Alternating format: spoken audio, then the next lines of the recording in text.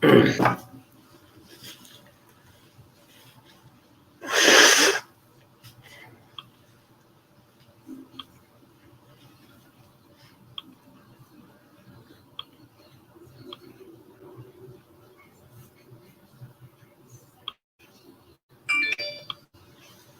Click, where customers can buy. Welcome to Quick Click, where customers can buy.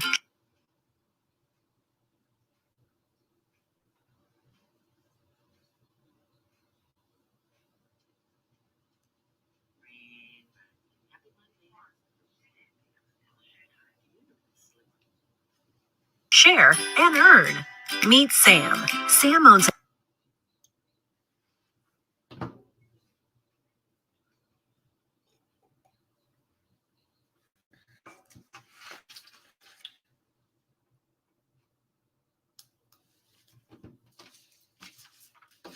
an e-commerce business that sells athletic shoes and running gear.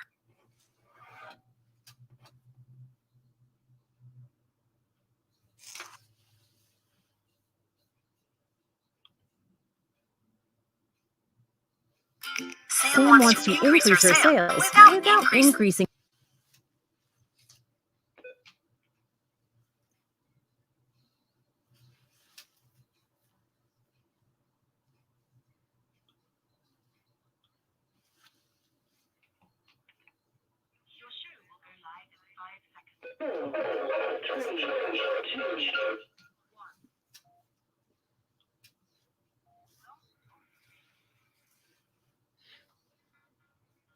Marketing spend, so she decides to list her product.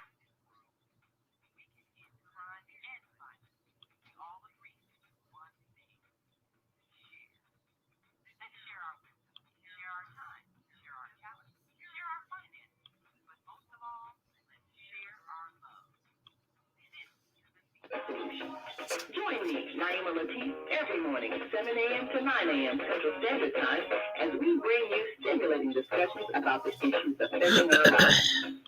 If you're listening online at www.blogtalkradio.com/the-female-solution, click the blue button that says follow and get our daily topics every morning directly to your email and your smartphone.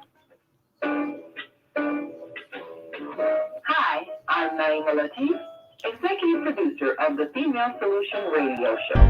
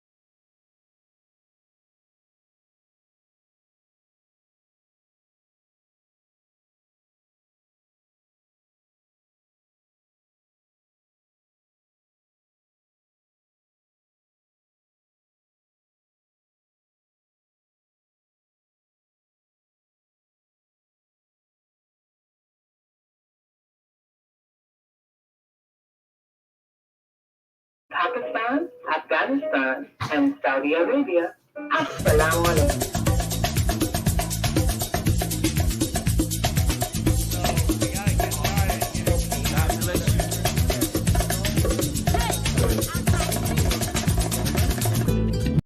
I struggle to get out.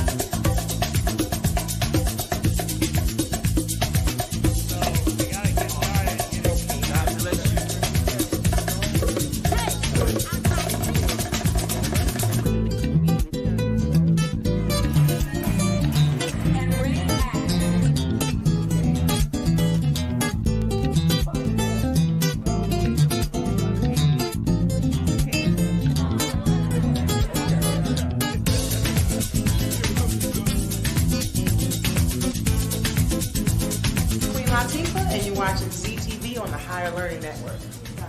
Put your hand up. Today, stay on purpose, stay empowered. Stay tuned to the next session of Mindfulness on Higher Learning with ZeldaSpeaks. Make it a mindful day. Thanks for listening. Boy, it is Monday morning. The female solution. Everything is getting stuck today. Everything that can get stuck does get stuck. Monday morning madness. That's exactly what's happening. Okay, so let's stop the screen and just talk directly to you, Grand Rising. Thank you so much for joining me this morning. Global radio TV show invites you to an invigorating conversation with our team of hosts Monday through Friday, 7 a.m. to 9 a.m. Central Time. Start your week with Monday Morning Mindfulness with ZeldaSpeaks. Tuesdays, Self-Care with Jody Susan. Wednesdays, Repairing Broken Families with Naima Latif and co-host Kareem Hamid. Thursdays, Soulful Solutions with Dr. Debbie Green. And Fridays, Health and Wellbeing with Beata.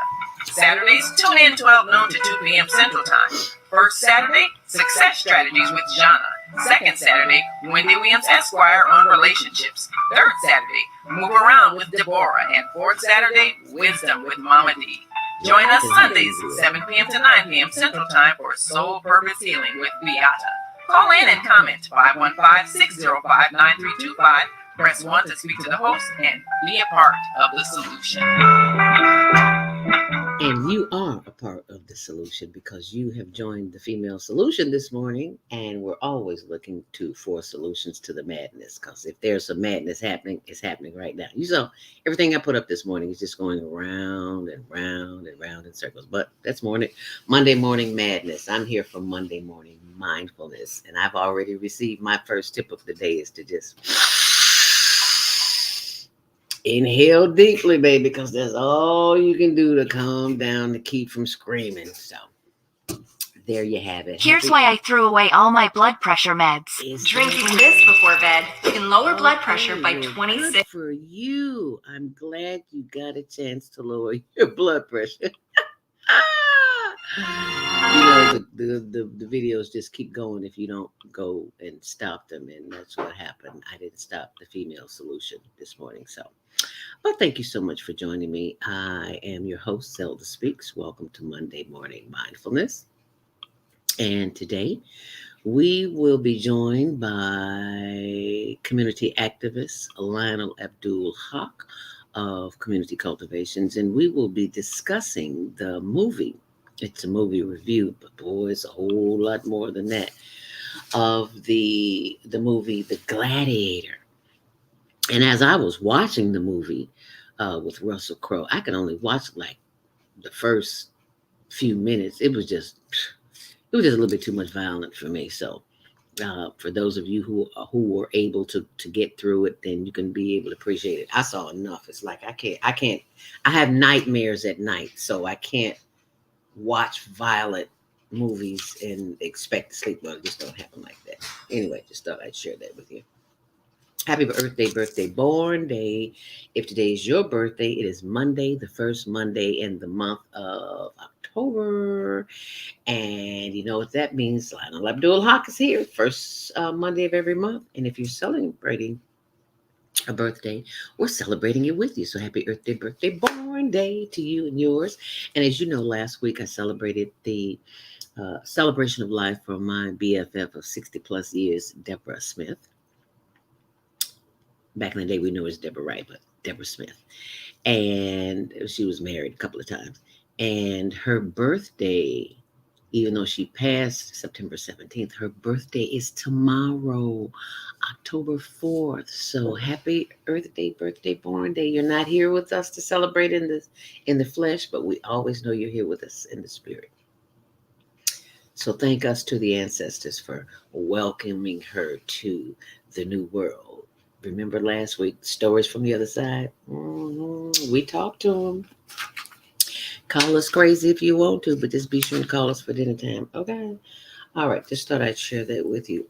Oh, Lord, have mercy. Please let us keep in prayer the families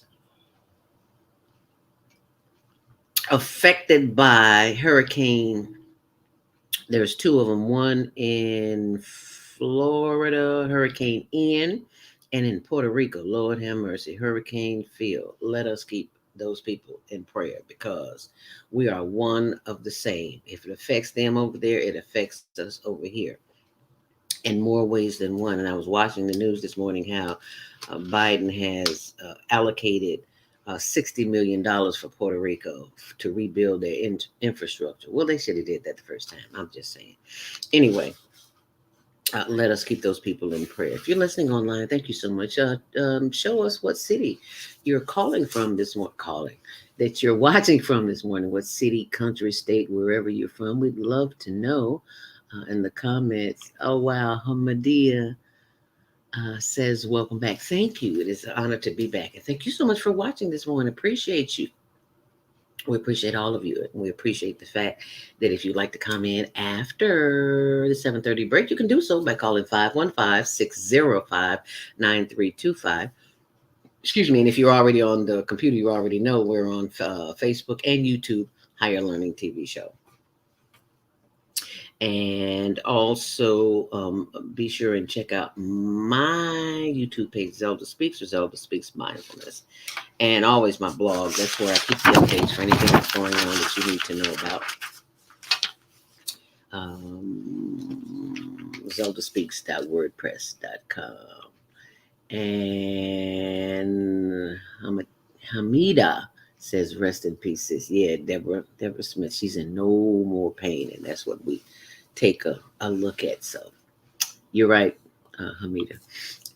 Yes, Chicago, Illinois. All right. Thank you so much for sharing that this morning. If you are headed out and about today, do know that your traffic and weather is sponsored by Karen Kelly of itex.com. If you headed out and about, then you will know it is always crazy on a Monday morning. So expect delays because that's what Monday morning is, full of delays. Yes, I said it, and it is true. So, and if you're watching while you're driving, stop watching and just start listening because we don't need any accidents. We don't need to be responsible for any accidents. Traffic and weather. If you're looking to go to anywhere in the world, Vegas, Alaska, Hawaii, Jamaica, wherever, Caribbean, it doesn't matter. You can go through iTex and you can also start shopping right away and get a $100 bonus for signing up and go shopping. If you need business owners and entrepreneurs, if you are in need of anything, we've taken vacations, bought automobiles, equipment, anything you can think of, big box, you can buy it at itex.com. But you got to use the promo code ZELDA, ZELDA, to get that bonus. And, I'm always giving thanks to the ancestors. And next week, we'll be saluting the ancestors. Our very own Herb Kent, the mayor of Bronzeville. He passed some 6 years ago, October 22nd. So next Monday, we'll be doing a salute to him. So be sure and check out my page, ZeldaSpeaks.wordpress.com. As we take a look at the expressways, Metro and CTA, there's no reported delays. But do know that Grant Park is closed due to a marathon. And also, if you headed inbound on the Kennedy, it is 28 minutes. Outbound, it's 27 due to that crash past Cumberland that is blocking the lanes. On the Edens inbound, it's 24, 21 on the reverse. Your regular reported delays. It's slow at Mannheim on the Eisenhower, 42 minutes inbound and 40 minutes on the reverse. On the Stevenson, 28 in and 17 out. On the Dan Ryan, it is 15 minutes in and 12 minutes out. On the Bishop Ford, it's 11 minutes in both directions. On DuSable on Lakeshore Drive, it is 10 minutes inbound and 9 minutes on the reverse. And that's your traffic and weather, sponsored by Karen Kelly of itex.com. Are you having your tea this morning? I am. Hydrate. Don't caffeinate because the coffee is drying you out. They're not going to tell you that. It's going to tell you to keep smoking. Smoking. Drinking. Smoking too. Same thing. But you need to drink water. When I get up in the morning, I drink my Jamaica cup from Deborah. I miss Jamaica, but Deborah left me a cup. So thank you, Deborah Boo. You want to hydrate in the morning because your organs have been still for 6, 8 hours, however many hours you sleep, and there's nothing moving. It's just there resting, just like you are. So when you get up in the morning, you need to drink as much water as possible. I squeeze a half a lemon in mine, and if you're not squeezing a half a lemon in yours, because it makes the water alkaline. I know I digress, but I have to share because that's what the Spirit gave me. So that's what I give to you. Anyway, hydrate, not caffeinate, because the caffeine dries you out on the inside. No, they ain't going to tell you that. They're going to say, go get another cup. Okay? So you heard it here first on the Female Solution. Just thought I'd share that with you. Be sure and check out diabeticdonut.com. That is the free site that I am paying for out of my pocket because I want people who have diabetes or are borderline diabetics and they don't know it, because I was borderline for 10 plus years, and then I go and have an accident and discover that I'm no longer borderline diabetic, because I am what? Diabetic. So go there and download that free drink that I drink every morning. Applebee, cucumber, lemon, ginger, kale, turmeric. And it's nasty. It ain't nasty. It's just not. It's not something sweet. I'll put it like that. Okay. But if it helped you reverse type 2 diabetes, and then I think that's what it's available for you. It's 7:14. I do not have to wait for God. Monday, October 3rd. And this is from Mike House. Your Monday morning mindfulness inspiration says, as humans, we are constantly waiting for a light to change, waiting in a line, waiting to go somewhere, waiting to leave. Often we are waiting for a change. If it is too hot, we are waiting for cooler weather to come. If it's too cold, we are ready for summer. Do not wait to be happy until you have a victory over a challenge. Rejoice. Be grateful for the blessings of life right now. Know that God placed you in the right time and the right place that you need to be. I praise and give thanks for this right now moment. Let's say that together. I give thanks and praise for this right now moment. I say yes to my good now. I say yes to my good now, knowing that I am deserving and worthy of every good thing Spirit has to offer. Say it like you mean it. Let's say that again. I am deserving and worthy of every good thing Spirit has to offer. So you say it out loud, because words have wings. I am blessed every day, always. I do not have to wait for God. I do not have to wait for God. Thank you. Zeal in me, through me, as me, around me, and through the Christ within. And so it is. All right, now you go ahead on with your bad self. The Lord bless you and keep you. The Lord make his face shine upon you and give you life. That is Numbers 6:24 and 25. And that is your Monday morning mindful inspiration. Wow, I'm lit, as the children say. I'm on fire this morning. That's a good thing. Because we need to be on fire for something. We need to be charged up and ready. So are you ready? If you're ready, type in ready in the comments, because it's about to be Monday morning mindfulness meditation. Yeah, you know what that means. We about to redirect this power that we have. See, because they don't want you to know. They want you to keep stuck on this cell phone and your home phone and the computers and internet and all that stuff, because that's how they control us.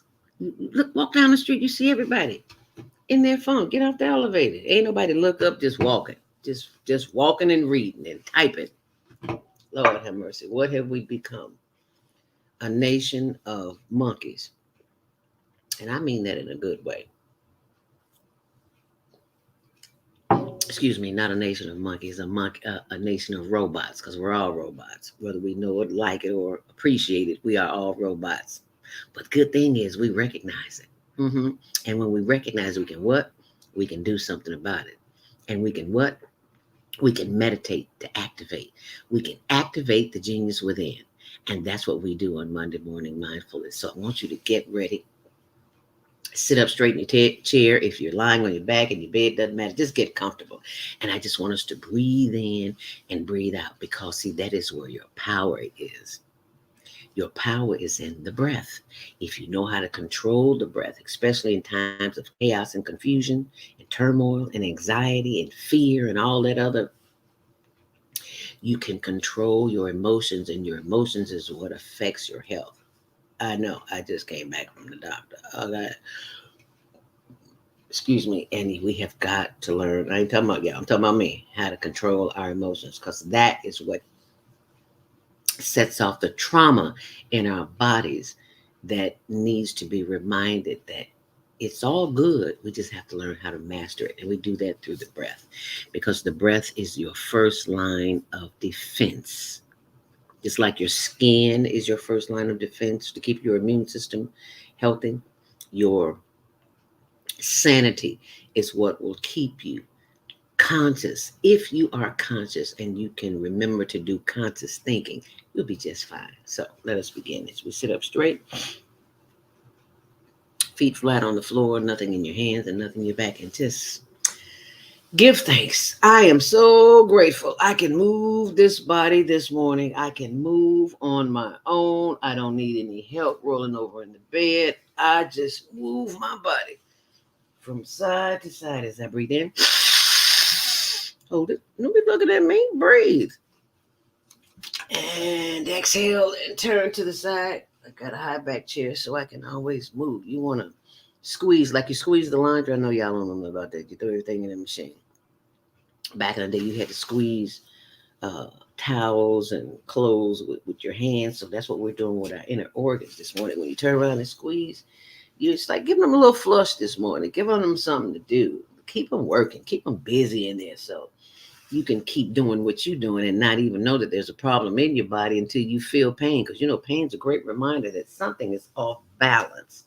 So don't go pop a pill, because pain is the body's message of telling you something's a little off balance. So you need to figure out what that is. If you can't figure it out, go to the doctor. They'll help you. I'm sure they'll give you some pills too, but you can figure it out. Get your blood test. All right.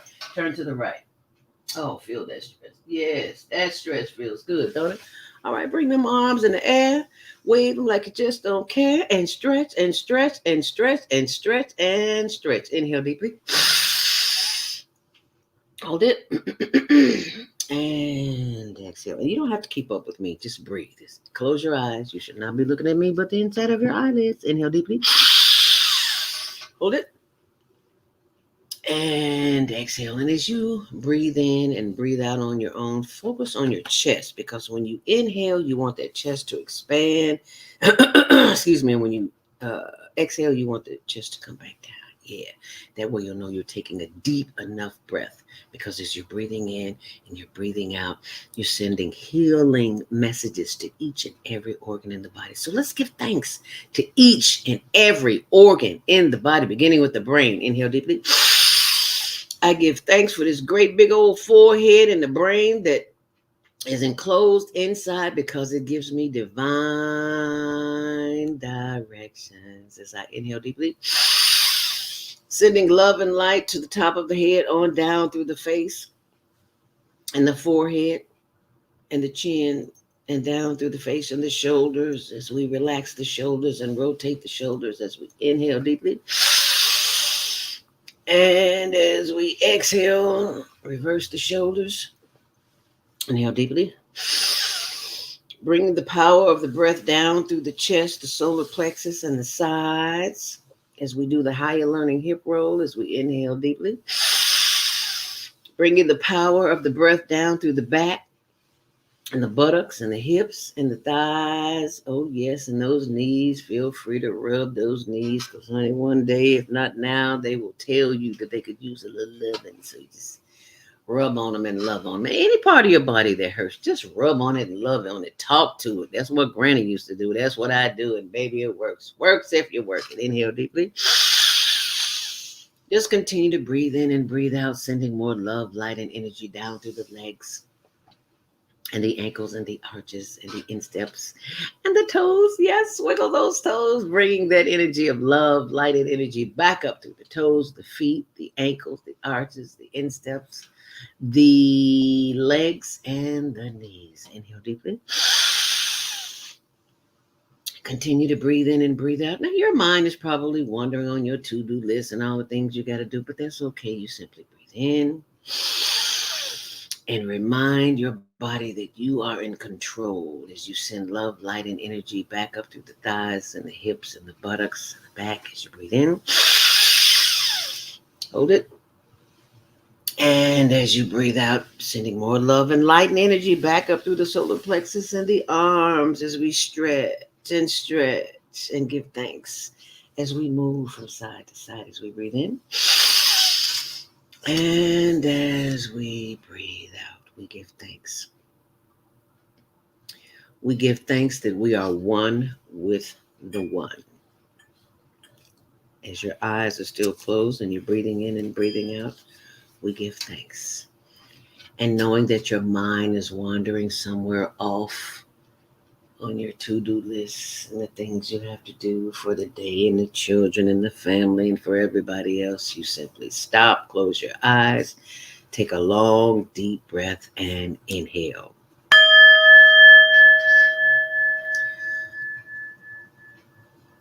And exhale. Inhale once more. Hold it. And exhale. One more long, last, deep. Inhale deeply. Hold it. And exhale.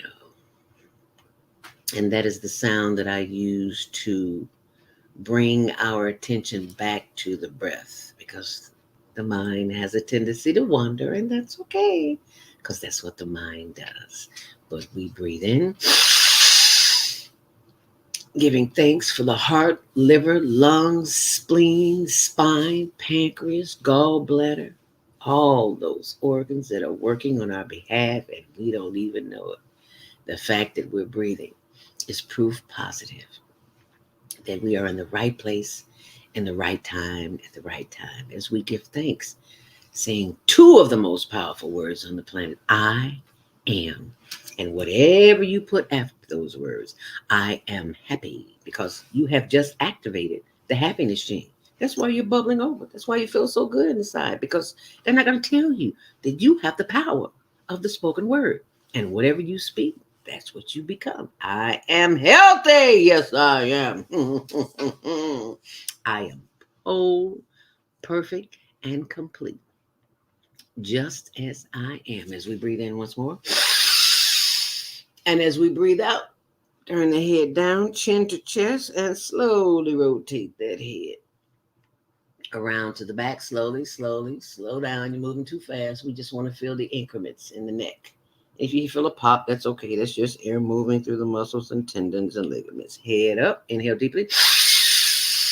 And as we exhale, send that head back down and rotate the head to the right and around to the back. Slow down. Just feel it. Just feel the stretch in the neck, because somebody somewhere can't feel that stretch, or if they're having a stretch, they're having a hard time. Somebody somewhere has a trachea in their throat. Ooh, and look at you breathing all on you. Oh, you go, girl. Inhale deeply. Look to the left as far as you possibly can, feeling a stretch in the right side of the neck. And exhale. Inhale once more. Turning the head to the right side, feeling the stretch in the left side of the neck. Ooh, don't that stretch feel good? Mm-hmm. And bringing it back front and center. Ah, yes, that feels good. Inhale. And take a long, last, deep stretch and twist, and giving thanks for the power of the body that moves and your command. It does whatever you tell it to do. Rotate those shoulders. Excuse me. And be sure and share this with somebody, because we're all stressed out about something, and we don't have to be, because we can control it. simply by inhaling and exhaling. It doesn't take 10 minutes, honey. It can take 2 seconds. You just start breathing. They look at you like you're crazy. And you simply say,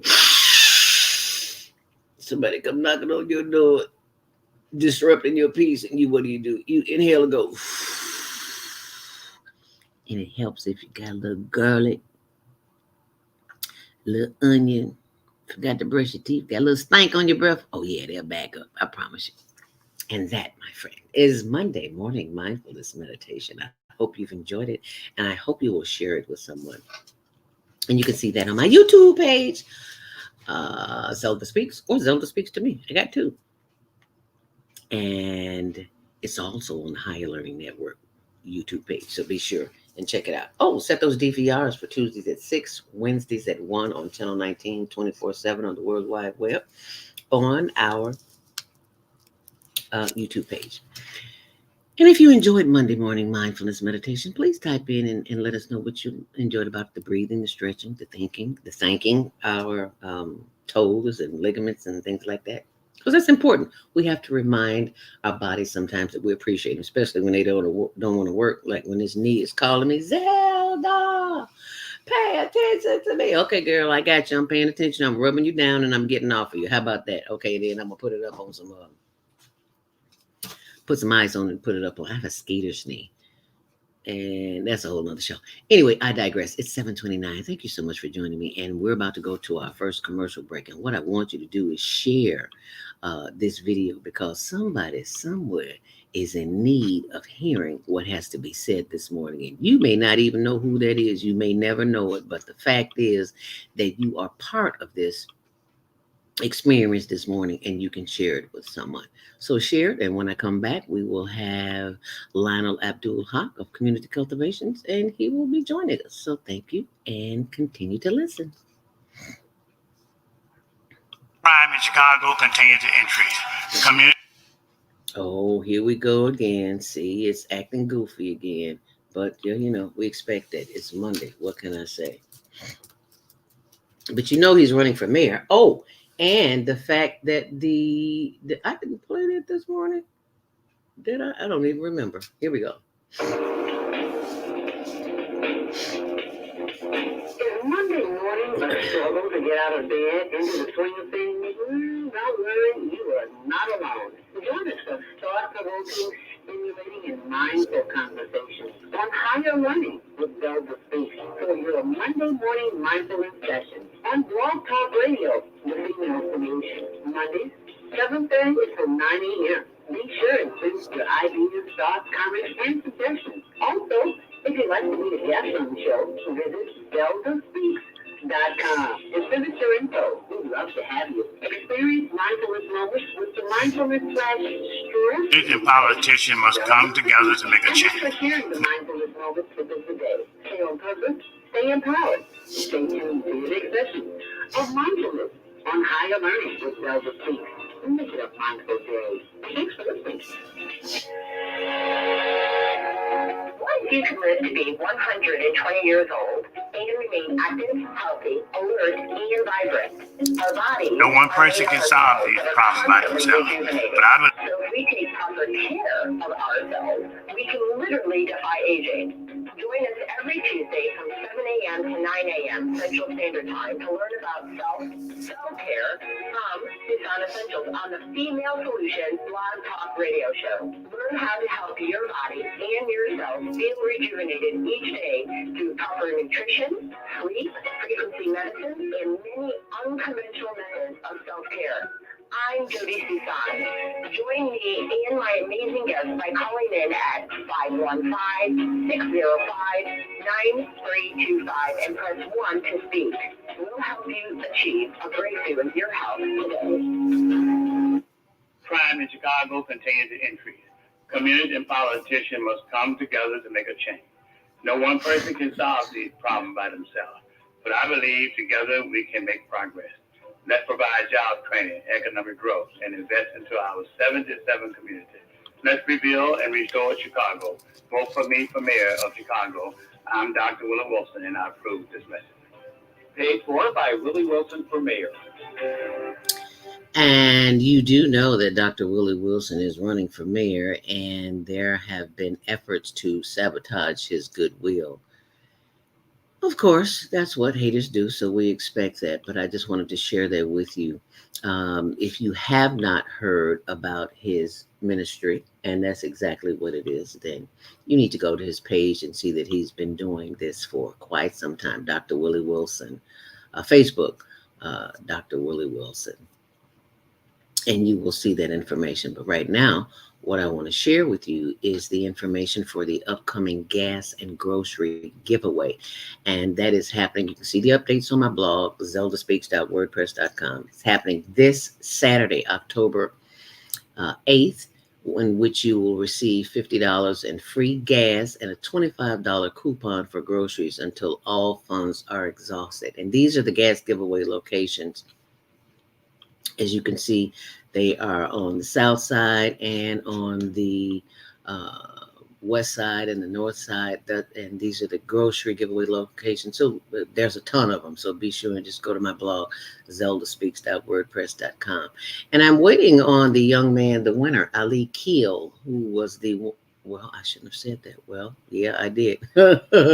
He is the winner of the September Global Virtual Teen Talent Contest. Awesome young man. Hopefully that he will be joining us at some point, because he is so talented, and I want you to see the work that he's done.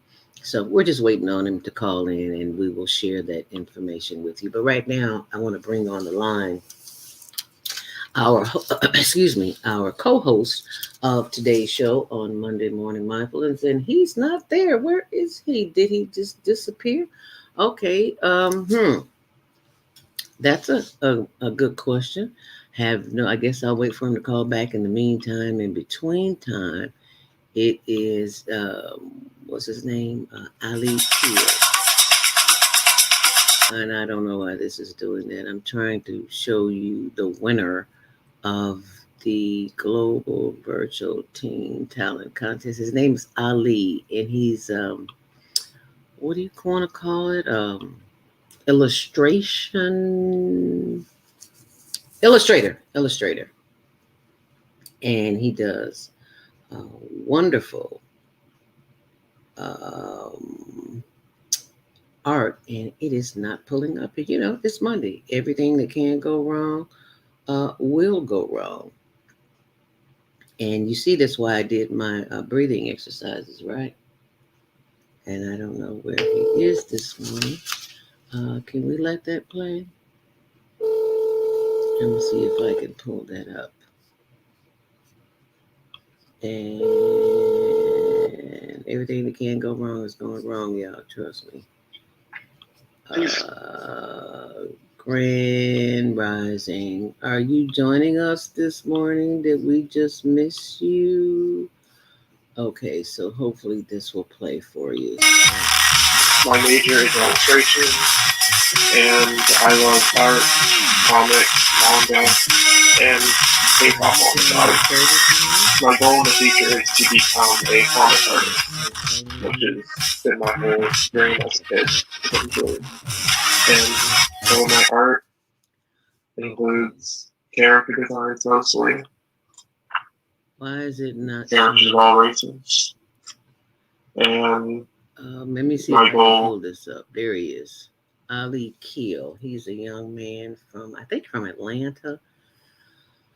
He's the winner of the September contest. And why is this not pulling up? Yo, you all see what I go through on Monday morning. It's just craziness. Anything you want to happen, you're trying to do something constructive for people, this is what happens. Third grade, I believe, is when I started with dragons. Oh, there he is. And then it just keeps hanging. But that is the young man. He is the winner of the September Global Virtual Teen Talent Contest. If it ever quits going around in circles, I'll let you see it, because his work is awesome. And I worked with. And he works with everybody. Okay, Ali, let me see if I can speak. I want you to see his work. The boy is beyond. He He is some kind of special. I'm just trying to pull this up here so you can see his work. No, that's not it. Come on, Ali. We want to see your work because it's dynamite. I want the people to see it. I can't get it to move here. This one. Okay, well, while I'm working on that, I'm going to bring in, I see he's on the switchboard, Lionel Abdul Haqq of Community Cultivations, so we can get this party started this morning talking about the Gladiator with Russell Crowe. I'm looking at this movie and I'm thinking slavery is still here, honey. It is alive and well. It never went in the Roman Empire days. Okay, I digress. But anyway, let's go to the phone lines and bring in Lionel Abdul Haqq, my co-host for today. And we're discussing the movie Russell Crowe, the Gladiator movie review. Thank you so much for joining us this morning, Lionel Abdul Haqq of Community Cultivations, Grand Rising. And thank you for joining us. Oh, thank you. Peace be with you. Halo to all of your listeners. And this is an issue that I'm pretty concerned about. I'm sorry, can you repeat that? This is an issue I'm pretty concerned about. It affects me personally. And I think it affects a lot of us in the context of the abuse of power that comes as a result of people coming in leadership who really don't deserve that authority. Ooh. Authority that has been handed down as a result of just you being a relative of somebody who had the power before you and is being passed on because you was a son or daughter. Kind of like the monarchy that because you are a member of the family, the authority passes on to you. Kind of like the Daily Machine here in Chicago, huh? Yeah. It's not just the Daily, but the whole concept from Rome, from ancient Greece right on up to today, European cultures have passed on a lot of the same ideas, traditions, and governing dynamics. And that's the reason why the rise and fall of nations continues to follow those same patterns. And a lot of that has to do with the concept that you could pass on power, authority, power to your children and your children's children, and keep it going in the family, just because for generations. For generations. In reality, but they claim that the bloodline is somehow connected to some divine authority, and therefore they deserve to have the positions of power passed on in the family. Yeah. When the Honorable Elijah Muhammad passed, the former leader of the Nation of Islam, who built the Nation of Islam fundamentally on his own, following the guidance of his teacher. When he passed away, he never wanted to be Muhammad, who was one of my mentors and teachers, became the leader. But it wasn't because he was his son. It wasn't because he was the son of Elijah Muhammad. It was because he had been prepared intellectually and culturally to take us in a different direction after his father passed. And his father had made that preparation while he was a child, and had begun making those preparations when he was a child. In fact, it was said that he had been named before he was born by the man that taught Elijah Muhammad. This man was called W.D. Farad Muhammad. W.F. Muhammad. Yeah, Wallace Farad Muhammad. And he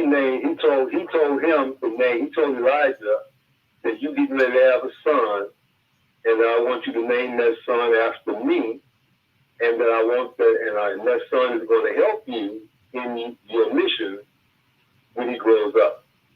And so Wallace was always brought up with that idea and cultivated to learn the religion of Islam, which is not what his father was teaching. His father wasn't teaching the religion. He was teaching us something that what he said was getting us ready for the religion. And before he died, before Elijah Muhammad passed away, he brought his son Wallace into Chicago to be the minister of Chicago, which was headquarters. And he made it very clear that he wanted his son to be the next leader. And all of the ministers, including Minister Farrakhan, knew that this history and this preparation had been made and that it was the wishes of Elijah Muhammad. And therefore, everybody unanimously supported his leadership until he started making changes. And then people started dropping out, starting going back to doing what Elijah Muhammad did. But my point is that after Wallace died, his son became the new leader, Wallace III. And I haven't heard much of what the community has been doing since then because I had left before that. But my concern is how this idea of royal family and passing on authority and power has hurt the Muslim community, has hurt me personally in a lot of ways. It was very much involved in the process of the assassination of Malik Shabazz, Malcolm X. And it continues as a problem even on most people's jobs when the person that's in authority abuses his power, abuses the rights and the life of individuals who just as one individual, he don't matter. But when you look at the pattern of abuse, it continues. It doesn't just hurt one person. When people start to abuse power, they tend to do it on a broader scale. So this is where I think we have to begin to focus and work to correct. I had hoped that a lot of this stuff would be dealt with because it's been buried under the rug and my life has not been what it should be as a result. But nevertheless, it happens and it continues to happen. And until people will demand justice and demand that people get an opportunity to have a hearing, which is another one of the principles that came out of the forming of this country, independent from Europe, is that they didn't have that. They didn't have the ability to even question or to question their accusers, and didn't have right to a court hearing or judgment by peers. All of that came after the revolution that started this country. They didn't have that in England. It wasn't part of the Roman Catholic system. If you had a right to be heard or a trial by jury, none of that existed. So we've made progress. We've made some changes to our political situation where people in authority just can't just do anything they want to without some kind of protections for people, common people. But we still have a long way to go. Yes, we do, because it is alive and well. And I guess maybe people might be wondering, it's like, why is that important? Because what's done back then continues to control our lives right now. Well, the process of our evolving as a human society is not just in our physical characteristics or our emotional life, but our moral life comes into development, and the idea of what is just and what is fair and what is right is often brought into question when it's challenged by authority. Authority doesn't like to be seen as wrong or fallible. They like to appear as being perfect and just. And so when they do things that are not just, they tend to either hide it or the people don't demand justice for the people who are being abused, and consequently the injustice gets worse. Right. And so this is where we are in the modern world. We accept judgments. We accept the persecution of individuals, like the sister over in Iran. It takes when it comes out that authority has abused that authority, then there's an uprising. But it has probably been going on forever. Before. And so this is where we have to go. Moral authority has to come from a divine process. It has to come from a divine place of development where this is something that is in accord with a system, that judgments are made not based on personality, worship, but are based on a system that allows for due process to occur. And that is something that that didn't exist prior to 1776 when the United States was formed. It didn't exist, I don't think, anywhere except in some Islamic societies. They had set up some kind of a jurisprudence in Islamic societies. But they were still new, and after the Crusades, much of that was undermined and destroyed, and many of the Muslim countries became monarchies, or like the Shah of Iran.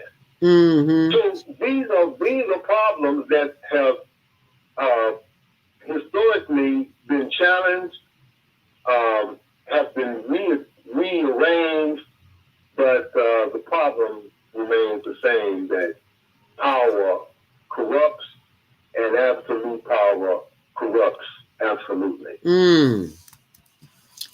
It corrupts the mind, the body, and the spirit, and you will find yourself doing things that you don't may have not usually done, and make you question your own morality. Because if the things that you are doing, as you say all the time, are not good, are not for the benefit of the community, then why are you doing it? And what difference does it make? And that go ahead. Well, the reality is it's obvious that when authority is passed on simply on the basis of heredity, that you belong to a family, you're not necessarily you're automatically saying that you're accepting an idea that power, divine authority, is passed on in the blood. When morality is not in the blood, it's not in the flesh. Morality is not in the flesh, period. Whether it's your brain, your heart, your melanin. There are people who believe that melanin is the substance that makes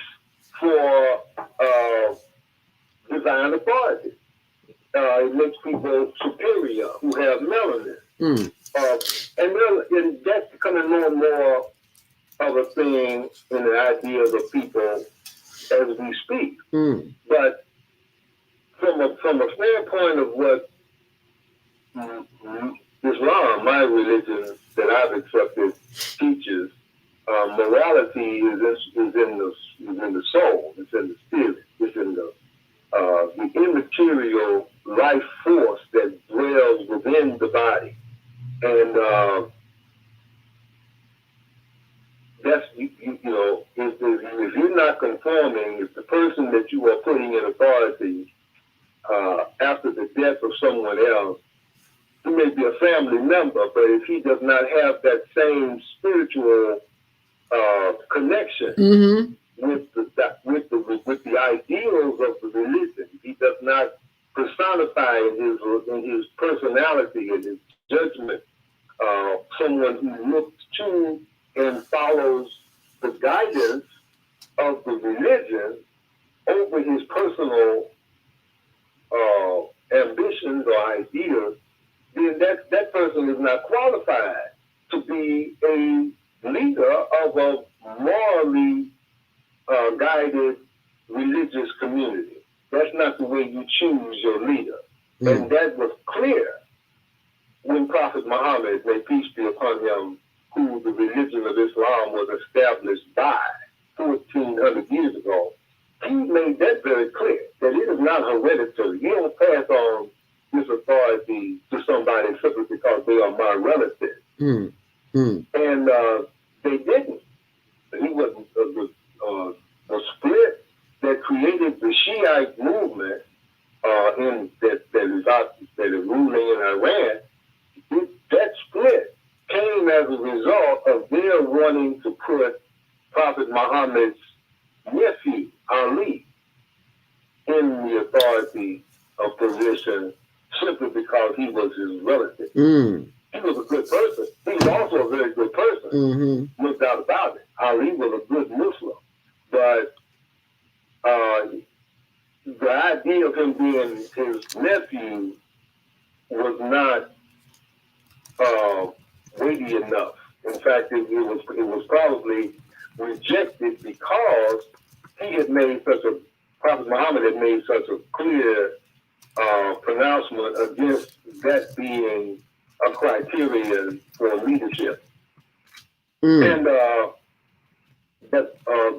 Muslim community went into its first major split following the passing of the Prophet Muhammad, peace be upon him, with the formation of the Shiite movement, who wanted Ali to be the next leader as opposed to Brother Abu Bakr. May peace be upon him too.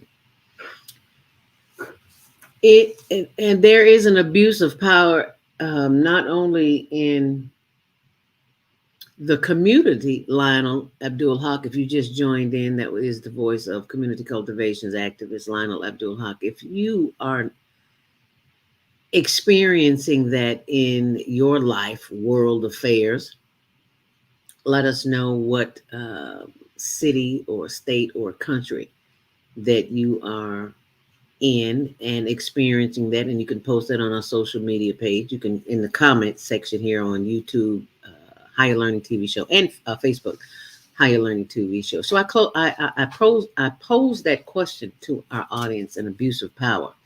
Who do you know that has power and is abusing it? Vieta Robinson from Florida, thank you so much for showing up this morning. It's good to know that Hurricane Ian has not taken you away, and others in Florida. Vieta says, Grand Rising, Queen Ann Abdul, love the show. Thank you so much, Vieta, for joining us this morning. And if you didn't tune in last night, Soul Purpose Healing, you got to see it. You see how her name is spelled there. Just go to Soul Purpose Healing with Vieta, and also it's on in the archives in the Blog Talk page. blogtalkradio.com comes on Sunday night, 7 till 9 p.m. and you'll hear the show Soul Purpose Hearing. There's a whole lot going on, folks, that y'all don't have a clue about. But you do now because you're with the Female Solution. And it is 7:57. You got any questions or comments? We'd love to have them. Oh, there is a call here. 111-1111. We'll take your call this morning. Grand Rising. What's your name and where you calling from? Unmute. And I'm from Hi, who's this? Who is this? Sunshine. Obadiah, the sun is shining, and it's another day. Hi, Obadiah. Thank you so much for calling in. And wonderful. Maybe what they think about this whole thing. They say something about power corrupts and absolute power corrupts, something like that. It's normal for people who are in charge to always try to put people that they want over what they want. The problem with it is why do people follow along with it? It's like if you come out of a racism situation where you're in slavery, then why would you try to be like the oppressor? Lastly, I don't think anybody can lead anybody but you lead yourself. Whoever they put in charge. Can you imagine? They got Joe Biden in charge. What could he do for anybody? So if you don't have no consciousness and haven't dug deep within who you are, you're going to keep being misled. It's like the brother just said, Elijah Muhammad started a religion, he taught it different than what it really was being taught, but it caught on. And to this day, it's still following that same brainwashed religion, depending on what brainwashed. But just to put solutions on it. You know, sometimes people take religion and use that as an excuse. The latest is, we're all just human beings. Drop religion. Why don't we just look at what we have in common? And stop acting like I'm this or I'm that, or I'm against you and I'm against that, and my God's better than yours and all this crazy. If we cut that out and start with just basic looking at each other and accepting each other for who we are, we may have a chance. Yeah. But otherwise, the last I looked at shooting people in the head and doing all types of stuff, just check out the blogger. That don't show no love as far as I'm concerned, because in my lifetime, folks used to sit back on the porch and wave at strangers. You used to get on the train, you talk to strangers. Today, everybody got their ears plugged up, so who's talking to who? Yeah. And who's communicating with who? Yeah. So when you got that type of disconnected communication between society, look at what you have. Yeah. So-called black people that are successful and ain't going nowhere consciously at all. So is that success? Ooh. Wow. Makes you wonder, huh? Well, all I can say is this. Step outside, cut off all of your electronics, and see what's out there in nature and the universe and ask the creator that made you, what's my purpose? And live your life, man. Amen. From the time you wake up to the time you die, and if you do wake up, you're going to have a whole lot to do. I get up at 5:30 a.m. I probably sleep by 1 a.m. doing the job 24/24. How beautiful a life it is. Love you all. All right. Thank you so much for calling, Obadiah from Chicago. Thank you so much for calling and sharing your comments this morning. If you'd like to call in, 515-605-9325. Press 1 to speak, and we would love to have you on the show this morning. My co-host is Lionel Abdul Haqq of Community Cultivations, and we're discussing abuse of power is really what it's all about. We talked about Russell Crowe in the movie review, The Gladiator. It was so violent, Lionel. I couldn't watch it all. I saw the first 15 minutes, and I'm like, I can't do this. Talking about an abuse of power. Anyway, 515-605-9325. Press 1 to speak. Stay close, and we'll be right back. So don't go anywhere. Hi, I'm Dirty Tucson with Tucson Essentials. I started Tucson Essentials in 2015 because of a personal health journey. I was over-medicated and put on 19 different medications. And yes, I reversed all my chronic diseases using plant and energy-based healing. It was amazing. At Tucson Essentials, we support both consumers and businesses. And we do that with helping your employees or yourself with a food as medicine mindset. How Tucson Essentials supports businesses and consumers is we teach people about a food as medicine mindset.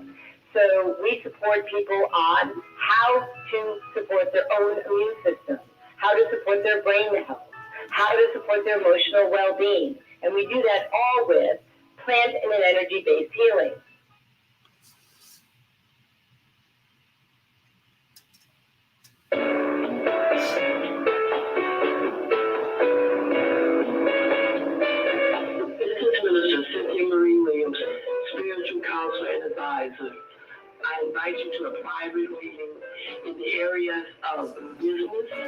health, finances, relationships.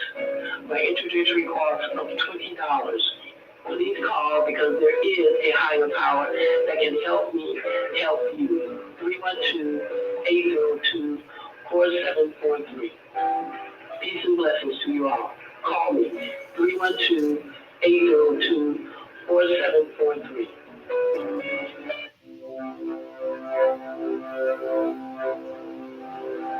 Do you want to live in a world without war? Join our global peace movement.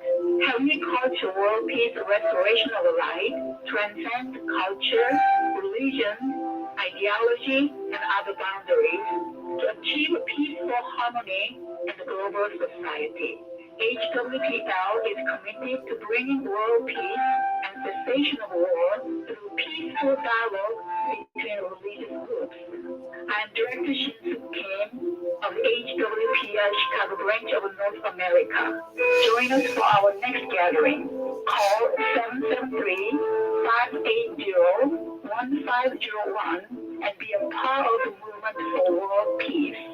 Email us at chicagohwpl@gmail.com.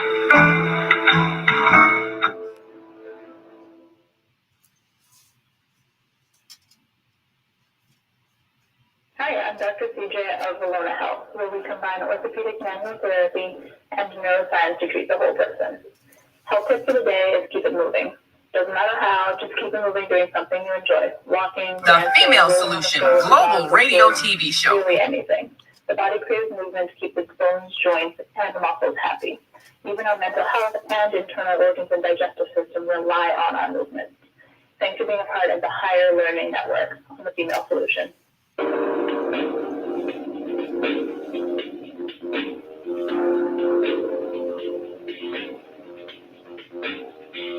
Grand Rising. And thank you for joining us back here on The Female Solution. I'm your host, ZeldaSpeaks, and I'm joined by our monthly contributor, Lionel Abdul Haqq of Community Cultivations. And today is a very interesting subject. It is Monday, October 3rd, the first Monday of the month. If you're celebrating a birthday this month, we're celebrating with you. Happy Earth Day, birthday, born day.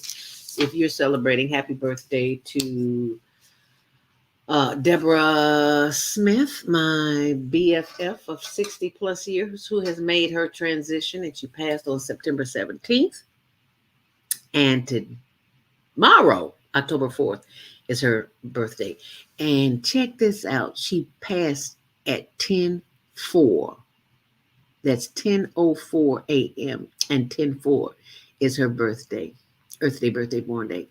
We salute you and we join you, my sister. We don't join you where you are, but we join you in the celebration because, you know, wherever people go when they leave this planet, it must be good because ain't nobody coming back telling us nothing. So wherever it is, it's a good place. So if you're celebrating, we're celebrating with you. And birthdays, Earth days, born days are about celebration of life. And in that journey of life, we must learn to control our tongue and the power that we possess with that tongue. And there's a lot of misuse of power that's going on the planet right now. And that's what we're discussing today. One of the many things that we're discussing. Oh, and the lines are lit up. Let's go to the phone line, Lionel. Did you want to make any comments before we take any more calls, Lionel? Oh, no. No, I think you laid out essentially where it is. I think so too. I agree wholeheartedly. Let's go to 779-801 Grand Rising. You're live on the Female Solution. What's your name? Where are you calling from? And what's your comment? Grand Rising. Assalamu alaikum to Mr. and Brother Lionel. My Ika, my sister of the microphone. Yeah, I'm glad to talk to both of you. I was listening to you, Brother Lionel. Melissa came in when you were giving a synopsis of the transition of the Nation of Islam. And I didn't hear anything you said about the movie, and I haven't seen the movie. But it made me think about a couple of things I wanted to speak about. I had an opportunity to be a part, to study with Muhammad at one point and work under his leadership, and also to just study the leadership of the Honorable Louis Farrakhan. And, you know, being around Muslim people, I must say that people of the Nation of Islam, from my perspective, are some of the most intelligent black people that I've met in terms of their ability to comprehend their freedom. And now, one of the things that I perceive that's missing in the Nation of Islam today and always has been a court system, because all nations set up court systems, but there was never a court system that was set up to adjudicate problems between members of the nation. And I think that becomes a way that injustice seeps into and power becomes corrupt, because there has to be a way that people can resolve their problems. Now, even in the homes, what I found in the homes today and among individual people is that there's no way to resolve conflict. Like my husband, the late James Luther Bevel, used to say, he said, Maika, you know, I presented him some food. He said, Maika, you know, no matter how good the food looks, how good it smells, how delectable it tastes, he said, you still have to have a strategy for poop.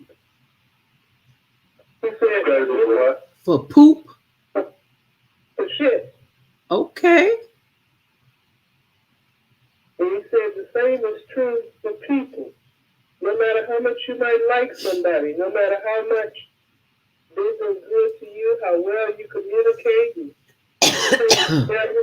still have to have a strategy for conflict. And so what I don't find is the strategy for conflict. What I find is to shut down. They just shut down and stop talking. There's no resolution started. And just all hell breaks loose as a result of that, because people are connected to people, especially in families. And that strategy for conflict is very important. We don't speak. The thing I see more than is negative attitudes being projected. People just get negative attitudes and go into their little closet. And they don't play in the closet. They just stay in the closet. And they never talk or resolve anything or even speak. And then they'll talk to other people, and other people will take sides. And, you know, now you have cliques to develop and what have you within a family or within a community. And things never go forward. And that to me is a big problem.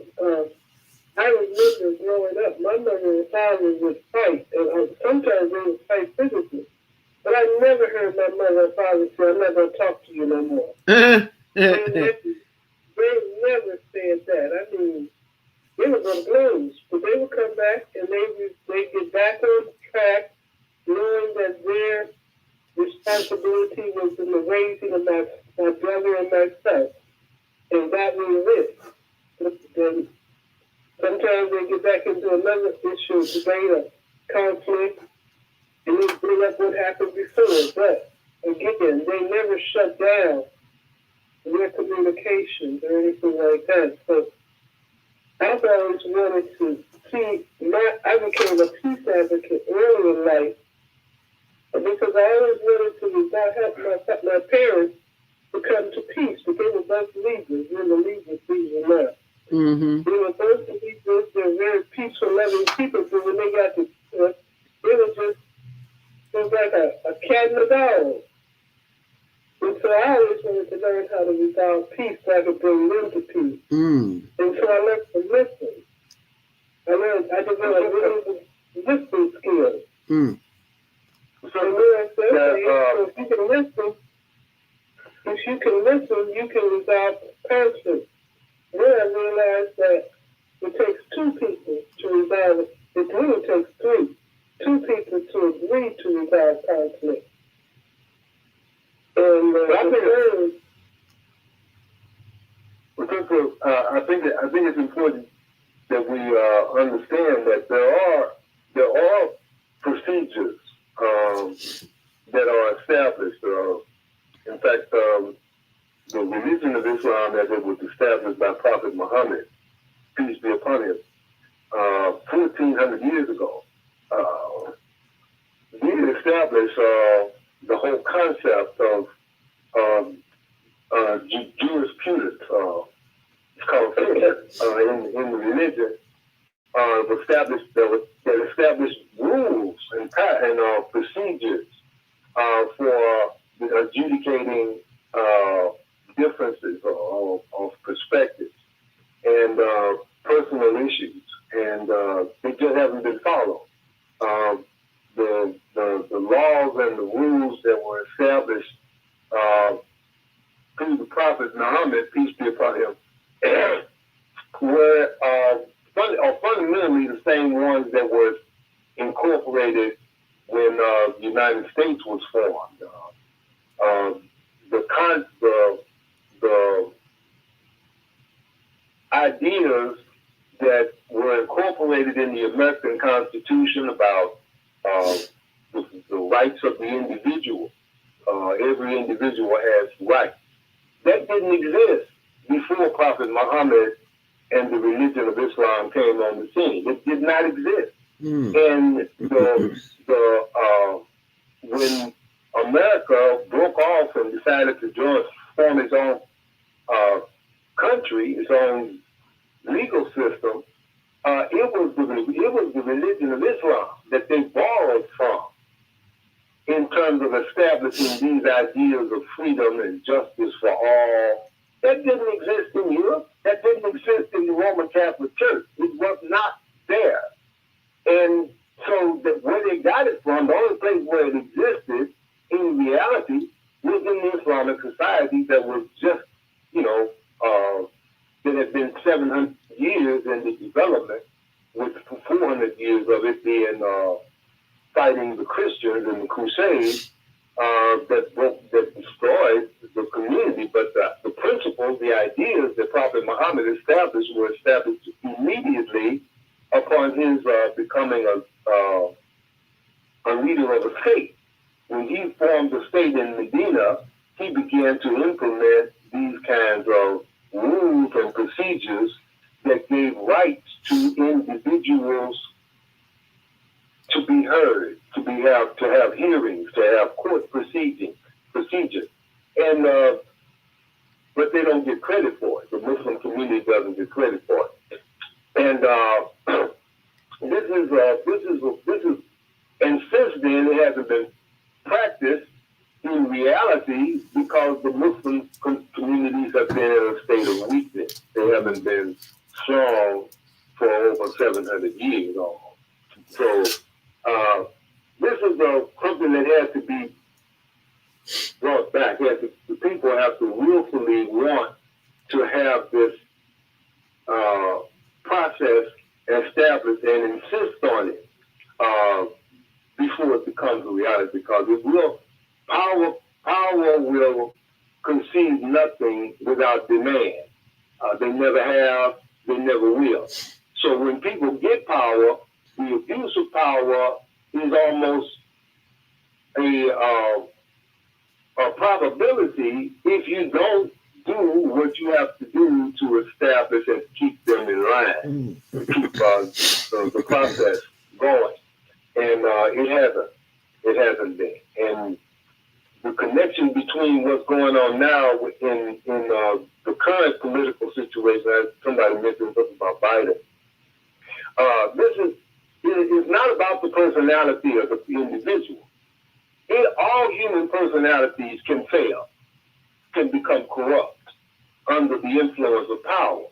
But the system is what keeps the people in power in check. Mm-hmm. Because the system is the power. Mm-hmm. The system is what is really ruling. You are a figurehead. You are administrating a system, but you are not the power. The power is in the system that you are established on rules, principles that are supposed to be connected to a divine source. Mm-hmm. And the proof is in the pudding. Once you actually put these systems in place, if justice does not seem plausible, if it doesn't seem credible that you're going to get justice from this system, then it's a sham. It's not, it's not even. It's just a figures in place, but you're not really administering the ideal of the system. So this is what has to be done. We have to recognize that it's not personality. It's not about individuals. It's about having a system in place that at least gives a process whereby people can address their grievances and have them adjudicated publicly, where people can see what the issues are and the judgments that are made. And judgments are always being made. But that has not been put in place. But the nation of Islam, the nation of Islam is not even Islam. It's not following the ideals that were established by Prophet Muhammad. Prophet Muhammad, peace be upon him, 1,400 years ago, established this religion. And it wasn't that Allah was a man. It wasn't that there was no hierarchy or passing on power to another member of your family just because they're a member of your family. That is not what Islam teaches. That is not what Islam does. Islam and the nation of Islam's teachings about Farad Muhammad being Allah in the person, about Elijah Muhammad being the messenger of Allah because Farad Muhammad taught him, that's not consistent with what Islam is anywhere in the world. No place else in the world do they teach that, except the nation of Islam in America. And therefore, because it is such a deviation from what was established, I don't call it Islam. What Minister Farrakhan is doing is not representative of the religion of Islam. Period. But I don't have another name for it other than the nation of Islam. Well, that's the name that they gave it, but if just because somebody calls themselves, just because someone uses a name doesn't mean that they are credible to use it. And people who know the difference should have the courage. And that's the biggest problem with abuse of power. People don't have the courage to say what is true. They know that they might be persecuted. They might even be killed for saying it. But the truth is the right. And if you really believe in Allah, if you really believe in God, then God wants you to speak the truth like he told Jesus. When he went before Rome, when Jesus came into Rome talking about Caesar was not the greatest power in the world, he knew he was getting in trouble. He knew that was going to cause him a problem. You know, when he condemned the abuse of power that was going on in the marketplace and the taxes and so forth, he knew that was going to be a problem. But he did it anyway because it's the right thing to do. And that's what it is about people in authority. They can abuse their power only because people are afraid. And if you really believe in God, if you truly believe in Allah, you can't have two masters. You cannot serve two masters. Either you're going to serve God or you're going to serve the people who are in power, who are going to abuse their power even to the point of doing something to attack or hurt you. And to stop you from saying what is right. You can't call the only reason why the Nation of Islam was able to develop in America is because America doesn't teach history the way it should. And America doesn't stand up and say, what you teaching about Islam is not right according to what history says about Islam. They ain't gonna say anything about it. They're gonna let it go ahead because they don't care whether Islam is represented properly or not. Well, all right. But I do care. I think it's important. And in fact, something else I'd like to say on a personal note, my daughter used to be in the Christian church, and at another point, she joined the Nation of Islam with her husband. And I am so glad she did because she has evolved greatly under the leadership of the Honorable Minister Louis Farrakhan. So I've personally seen benefits coming out of that structure. That's just well, I do too. I mean, I came out of that structure. I was introduced to it. I was introduced to it. Well, I mean, You're making a point, but the point is that you're making is that it did some good. I know it did some good. What do you mean now? Because but we're having a discussion. We're having a conversation and the conversation. But the point you just made, I'm trying to address the point you just made. The point that you made that they did some good. I understand that. But my point is that it's not Islam. The point after he finished, thank you. I just wanted to say that what you're saying about the fact that they did some good is right, but they're not doing Islam. That's my point. My point is that Islam was already established, and what they're doing in the name of Islam is not the same thing. So if you're going to do something different, you should call it something different. It is inappropriate. It is a misrepresentation to say that you are teaching Islam when you're not. That's my point. That's the only point I'm trying to make. I'm not saying they're not doing some good. And thank you. And I can acknowledge it. I'm not objecting to your point that they're not doing what Islam was set up to be. That's clear. I'm very clear about that. I'm going beyond that, however, because I can't speak to that. I'm not a member of the Nation of Islam. But you can see the history, but the history is clear. It's not that it's different. It's not that complicated. If you know the history started 1,400 years ago, and it's not the same thing that is being taught today in the Nation of Islam, but you know that they lie. They're obviously not telling the truth. It's not the same thing. So you can't change. Because when you should become a member of the Nation of Islam, they also say that Elijah Muhammad is still alive. So I can't support that. So there are things that I don't agree with also. However, I like to point out the good that I see in every person and situation. I don't like to just speak to the negative or what's wrong. Well, I know it's with Muhammad. Problem came up because sisters were willing to talk about polygamy, having more than one husband, right? And it was said that his wife at the time didn't even want that as a discussion. And so getting into personal issues is not the answer. That a man can have more than one wife. So there are a lot of different people who was not followed to the letter of how it was structured.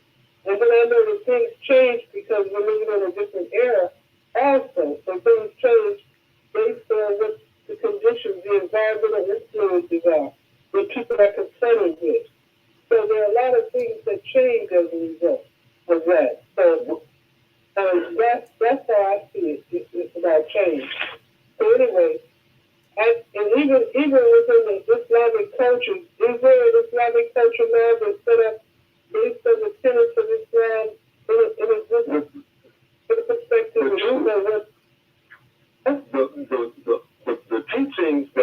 Prophet Muhammad established were well documented. He established a state before he died. I'm talking about the prophet who received the revelation called the Holy Quran. He received it over a period of 23 years, a little at a time, and before he died, it was complete, and he had established Islamic laws. He had established an Islamic state, a government, and people ain't following it. They ain't following it. And in the world today, no people are following that. Okay, so no. So there's a law in the East.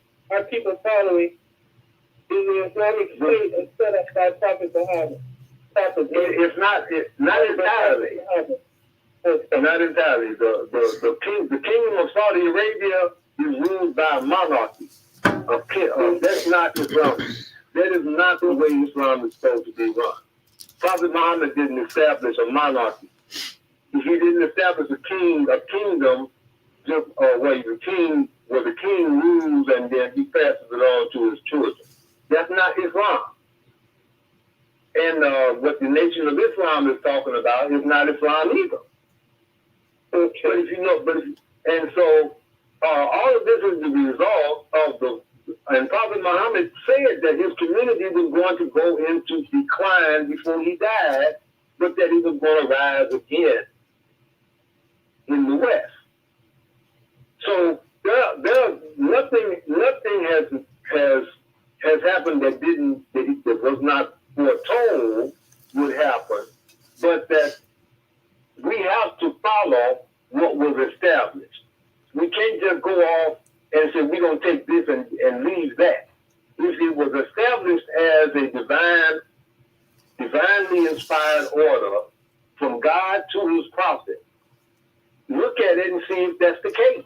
And if it's examined to see that was the case, then we should be doing what he established if we don't call it Islam. You can't call it Islam, it's just not following that established pattern. You should call it something else.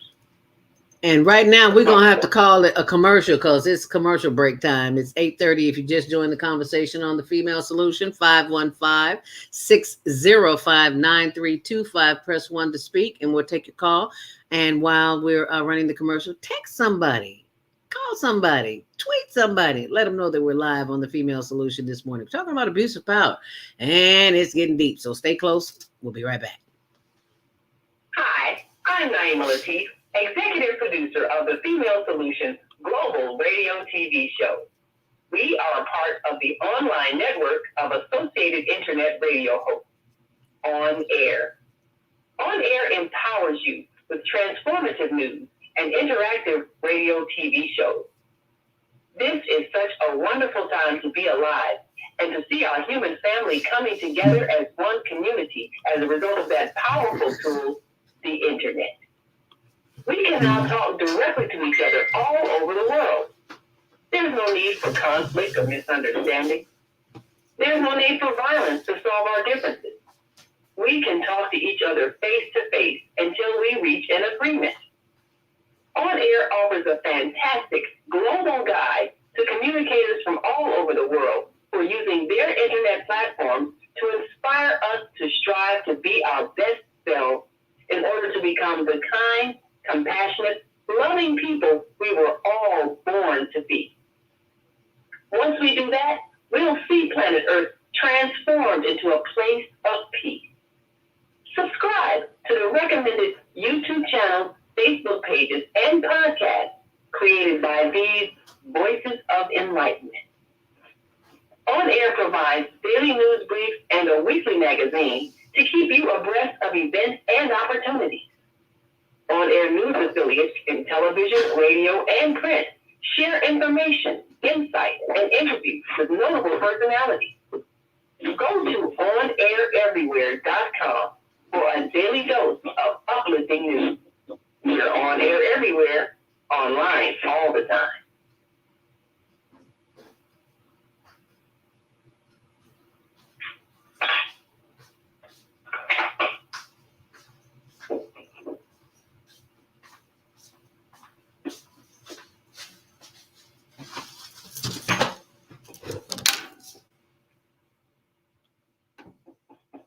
have a product or service? Take your business global and get new customers from around the world. Advertise on the Female Solution Radio Show. You may have a great product. You may even have a fantastic website. But how do you let people know you exist? Tell them. Promote your business on one of the most dynamic shows on Blog Talk Radio, The Female Solution. You'll reach an enthusiastic audience of more than 100,000 loyal daily listeners with a specially designed 30-second ad that will drive customers directly to your website. We'll send you statistics as tracked by Blog Talk Radio to let you know the numbers and demographics of those hearing your advertisement. Your ad will run during the live 2-hour morning show from 7 a.m. to 9 a.m. Central Standard Time, and it will be heard all day long by listeners who listen to the archived shows. You'll reach our worldwide audience on their laptops, iPods, iPads, and cell phones. Watch the orders for your product or service increase. Just go to our website, www.naimalatif.com. That's www.naimalatif.com, and click on the radio advertising page. Send us your words. We'll create a 30-second radio ad and watch your business increase worldwide.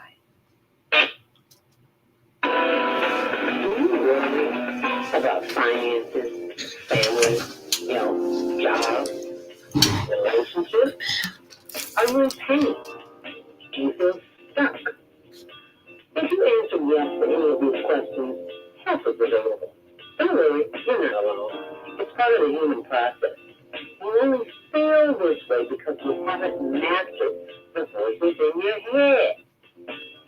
No hype, just down-to-earth, solid, workable tools and techniques that you can practice daily. It's really food for the soul. Whether you want to learn how not to worry about anything, reverse type 2 diabetes, publish a book, promote your product or service, or just make extra money. To take advantage of the deal of the day, go to ZeldaSpeaks.com or call 312-409-6619. Mention promo code The Female Solution and get free shipping. That's ZeldaSpeaks.com or 312-409-6619. Stop worrying today. Visit ZeldaSpeaks.com.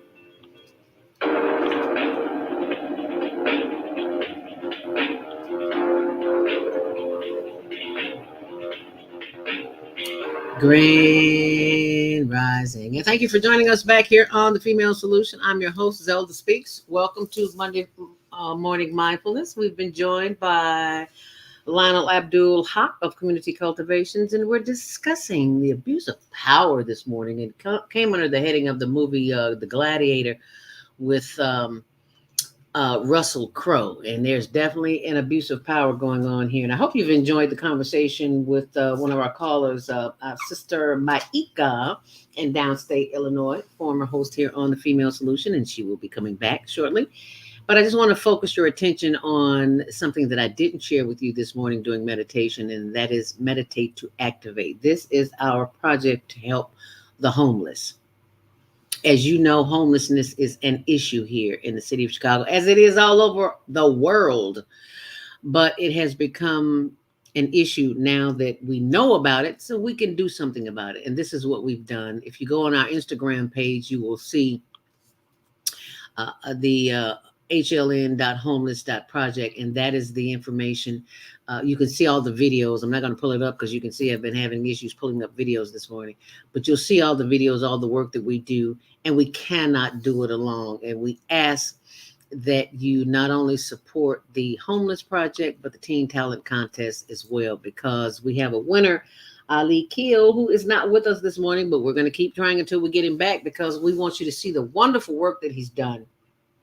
And we will continue to support him with these products. And you can go to higherlearningnetwork.org. This is how we give them scholarships and prizes and things of that nature. He probably need more supplies because it costs to make illustrations. And this is one of my favorite. Inhale the genius in me, exhale fearlessness. And there are lots of them. well, not lots of them, but about a dozen or so. And inhaling new thought patterns and exhaling fear-based thinking will help you get closer to your desire, whatever that is, whatever it is, it may be. Excuse me. Because there's power in spoken words. So we have to be extremely diligent in monitoring our thoughts and expressing the words that we say.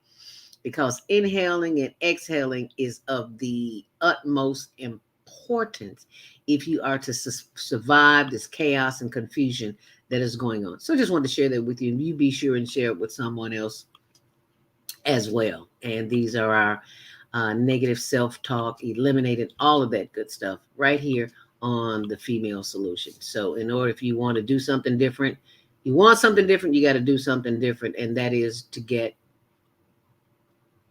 acclimated with using the power of your words and seeing the power that you possess on a t-shirt, because the designers of this world know secrets that we don't know, and they are making a fortune. So when you learn the fortunate information, you be sure and share it as well. And you can find that information on our YouTube page. So look for Baba Kwame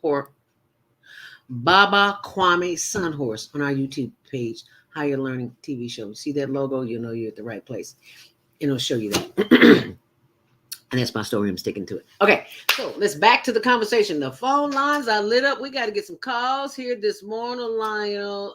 Let's go to the phone line. Area code 773-977. You are live on the Female Solution. Grand Rising, what's your name? Where are you calling from?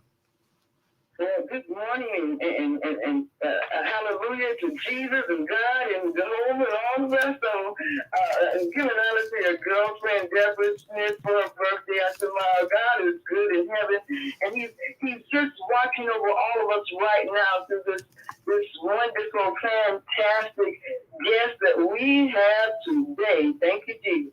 Listen, this is my kind of show. We're talking about the denominations, the religions, and, everything that's been said so far, all I can just say is ditto. Nobody's going to come back and tell us how good it is over there, but we know that we're here, so I'm agreeing with all of that. And my special questions for our guests today, and I hope we're going to have some forwarding information after the show is over, where we can contact them later on. How the court system and the problems with the members that we're having, the abuse of power, the fact that most of the due process rights have been denied for quite some time. Is there any way to avoid conflict with the courts, with the people not being allowed their rights? I just feel that, if we allow the mayor and others to support these immigrants and house them and put them in a shelter, when we have our people right here in Illinois living on the streets, and we're agreeing with all this. Someone has abused their power. Mm-hmm. I'd just like to know, what can we do? Is the power? If we know that we're going to be hurt, or we might be prosecuted, we might be killed if we stand up. We're abusing. We're not abusing anymore, but we're trying to help our people. God said that if we love one another, and we don't know what is right, but we do know when we're hurting and when we're happy. And that's something that's a gift from God. One of the hosts said, well, how do you know who you're listening to? Well, when you're listening to something and you find out that it was good for you, it made you happy, well, that was from God. But you have something that you listened to and it made you sad, made you cry, that was from old Satan. Mm. So when God gives you something that is good. And all of us being alive right now, it's real good. So thank you, Jesus. And so I would like whatever rules we can establish where we can get the freedom and the justice for all. I don't feel that it even exists today. Mm. Okay, people to agree to a conflict, to solve a problem, a conflict. Okay, I'm sorry. Go. You were about to say something. So thank you so much for this time, and thank you for bringing this up, and everybody for bringing him on the show. I love him. I love him. I love him. All right. Thank you, Lois from Chicago. Thank you so very much. We greatly appreciate that. Tracy, one of our callers, viewers, says Grand. Hi, Grand Rising. She also says Shalom. Thank you so much for joining us this morning, Tracy. Naima Latif, executive producer of the show, who will be coming on at 9 o'clock for the after show, may or may not, says Grand Rising, beautiful queen teacher and brother wisdom teacher. I agree with Maika. You first have to have two people who agree to resolve conflict. I agree with Lionel Abdul Haqq. Both parties have to have in their hearts a desire for a peaceful resolution where all are treated fairly, not just both wanting to win or get their way. You are absolutely right on that, Naima. Move around with Deborah. Our third Saturday host says, if you hear or see something that moves your spirit for the good, is it your good? Good question, Deborah. Thank you so much for sharing that. Wow, 515-605-9325. Thank you for all the calls coming in this morning. Are you abusing your power? Is that possible? Who do you know like that? Let's go to the phone lines. 515-605-9325. Press 1 to speak. 312-909. You're live on the Female Solution. What's your name? Where are you calling from? Unmute yourself before we go to the next call. 312-909. Going once, going twice. Are you there? Okay, so let's go to the next caller. Okay, and who is that? Hi, who's this? Hello? Hi, who's this? Okay, well, when you unmute yourself, we'll come back to you. How about that? 312-671. You're live on the Female Solution, Grand Rising. What's your name? Where you calling from? And what's your comment as it relates to the abuse of power? Who do you know like that? Unmute yourself. 312. We are on your shalom. Assalamu alaikum. Assalamu alaikum, my brother. Alaikum salam. This is Minister Plump, Robert Floyd Plump from Chicago. Yes, sir. I wanted to inject the fact that abusive power is wrong power. It's wrong every day, 24/7, 7 days a week and 52 hours. 52 weeks in the year. Have no fear because Trump is here. We are promoting Trump Black Code as a part of the solution and supporting the female solution, which is the People's Trump campaign. And that is the theme for Peace, Love, Unity, Marketing People, which is everybody can help stop abusive power. And in the way we can do it is everybody can help stop the violence, shooting, robbing, stealing, and killing, and looting, and hijacking, and help save our children. See, every day when people are doing that, that's abusive power. It is a disgrace to humanity services. And we have incorporated Team 23. And my question is, on October the 23rd, I'd like to invite the Female Solution, especially you, Brother Abdul, and also Sister Zelda Robinson and the Female Solution, to what we call our People's March.com campaign, which is at 3515 South Cottage Grove, first floor, Chicago, Illinois, 60653. And we're going to be featuring Happy Million Man March. You know, there is a solution in that.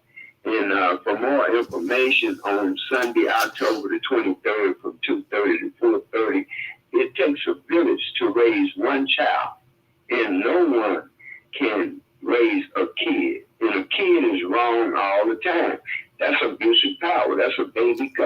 You are absolutely right. Thank you so much for sharing that information, Minister Robert Floyd Flunk of Chicago. It is 8:48. We've only got a few more minutes here. Let's take another call. Area code 111-1111. What's your name? Where are you calling from? And what's your comment as it relates to the abuse of power? What do you think about that? Who do you know that's like that? Are they abusing that power? We've got some comments here too. Move around with Deborah says, if you hear or see something that moves your spirit for good, is it your good? Yes, you did. I did read that. And Vieta says, what does Lionel think of the movie Woman King? Oh, yeah. We're talking about the movie Lionel, Gladiator movie review. Yeah, but Lionel, yeah, we'd love to know. Have you seen Lionel Abdul Haqq? Have you seen the movie, The Woman King with Viola Davis? Have you seen that yet? No, I haven't. Okay, so you can't comment on that. So we want you to do a movie review. I can comment. Oh, okay. I haven't seen it, but I can comment on the concept. Okay, please do. I know a little bit about the history that they drew from in making the movie in terms of the sisters of the Dahomey people. Okay. Who had a tribe of who had women warriors. Now, I understand a little bit about that. Okay. The concept of the movie, from what I understand, from what I generally understood about it, is that the women were forced into a situation where they had to go to war. And, women can fight and do battle just like men can. But the role of a soldier, we had talked about this before. The idea of the word soldier speaks to the soul.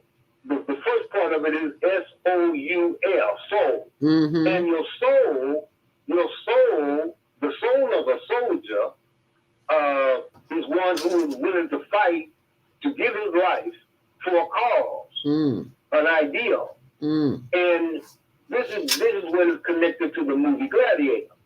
That the character in Gladiator, the main character Russell Crowe portrayed, was a soldier who had worked his way up from the ground level to be a general.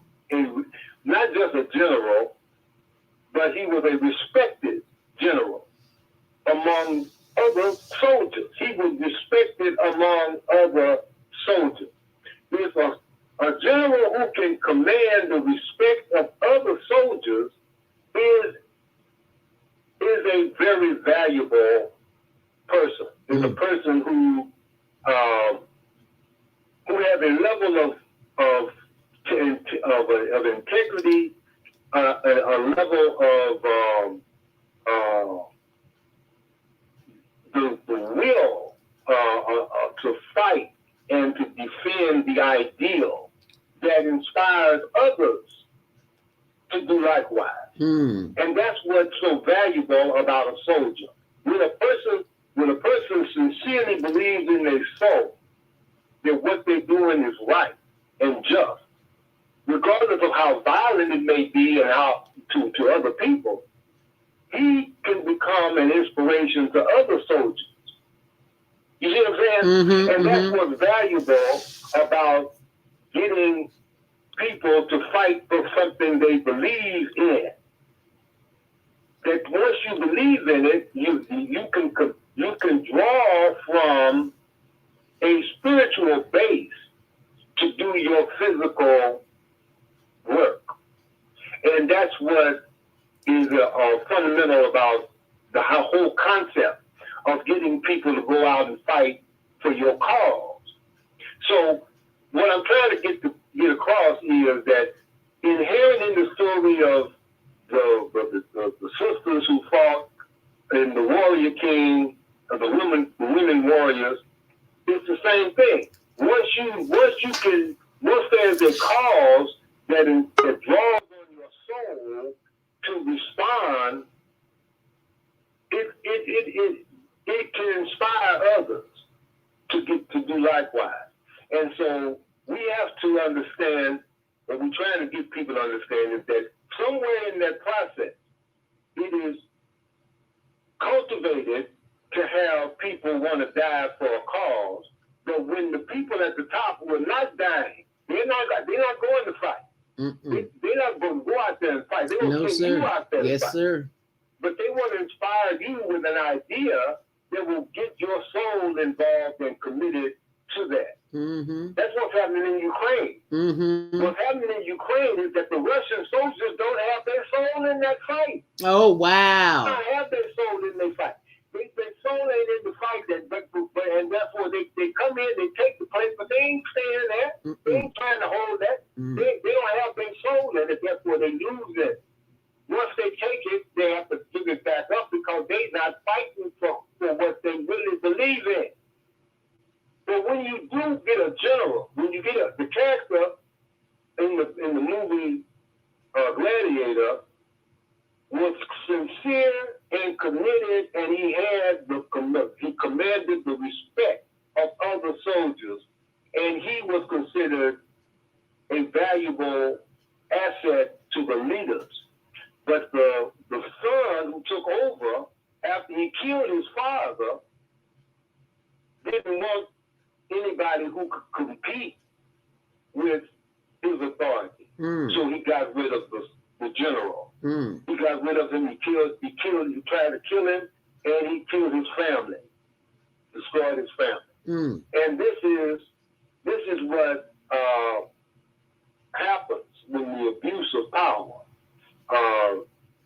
It kills the loyalty. It kills the desire in the people to want to give their life in support of an idea of a kingdom that is unjust, that has done some serious injustices, and therefore the erosion of the power begins to take place as a result of the abuse of power.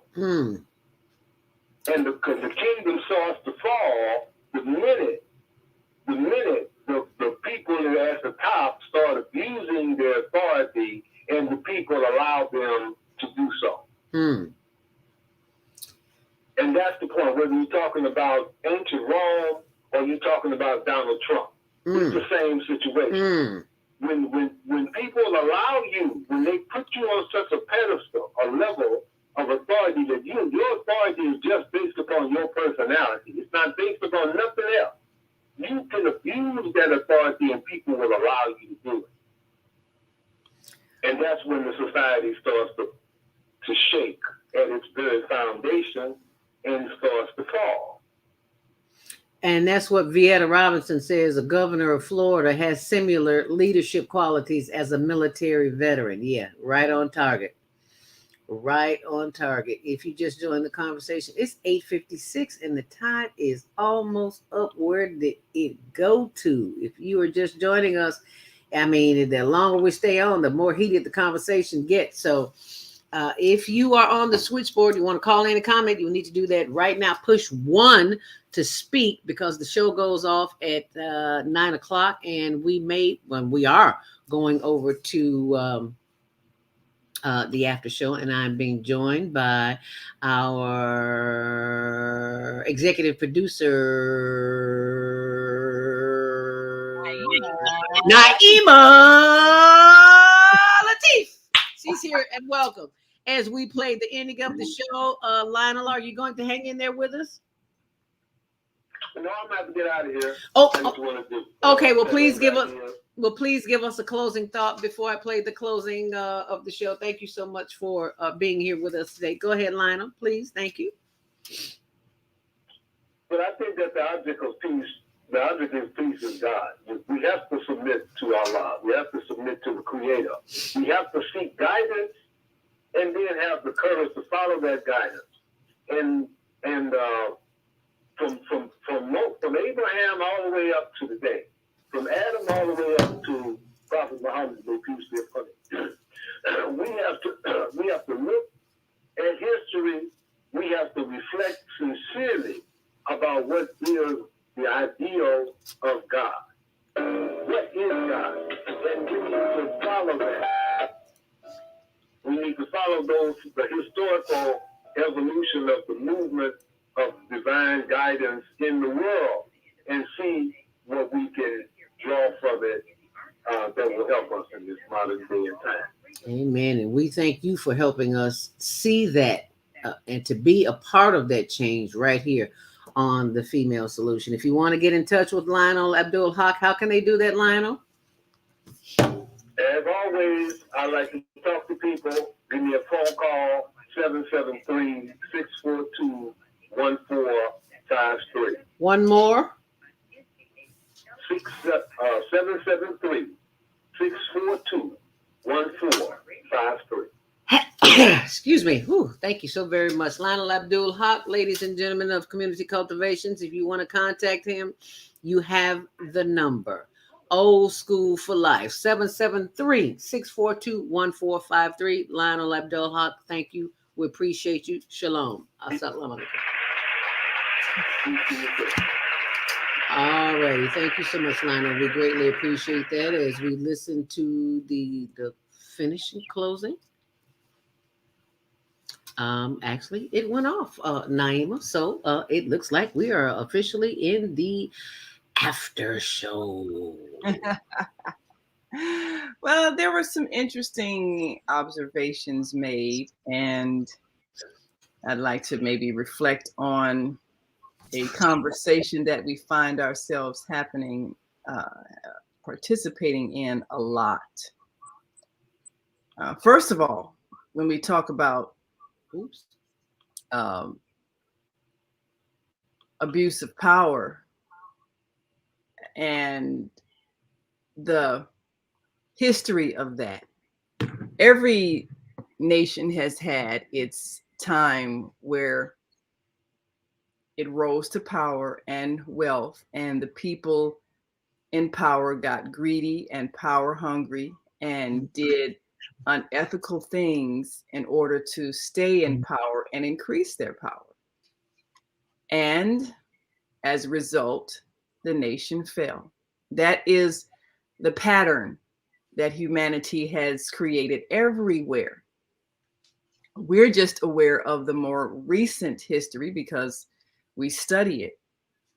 But there are civilizations beyond even the last 10,000 years that we may talk about that had that same pattern of rise and fall because of the greed inside the human being, the lust for power inside the human being, the desire to control someone inside a human being. So in order for us to live in peace, you have to decide to no longer need to control someone else or to feel greater than someone else or to exert power over someone else. And when you find the spirit of the Creator, that need is removed from you. And what you desire is for the well-being of others.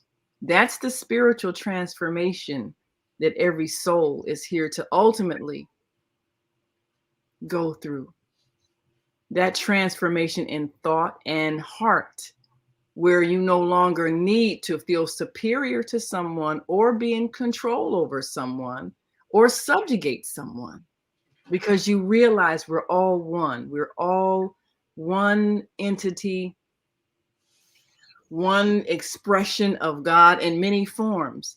And you realize what you do to harm another, you're ultimately harming yourself. That's the spiritual awareness that you reach once you have attained that connection to the divine. And it goes beyond a religion, because most religions are divisive in maintaining the idea that one group is better than another. And so they fight. And one group wants to be supreme over another, and one group wants to subjugate another, and they all are doing it in the name of God. But however, if you were operating in the spirit of God, neither would be arguing or fighting or seeking to subjugate the other.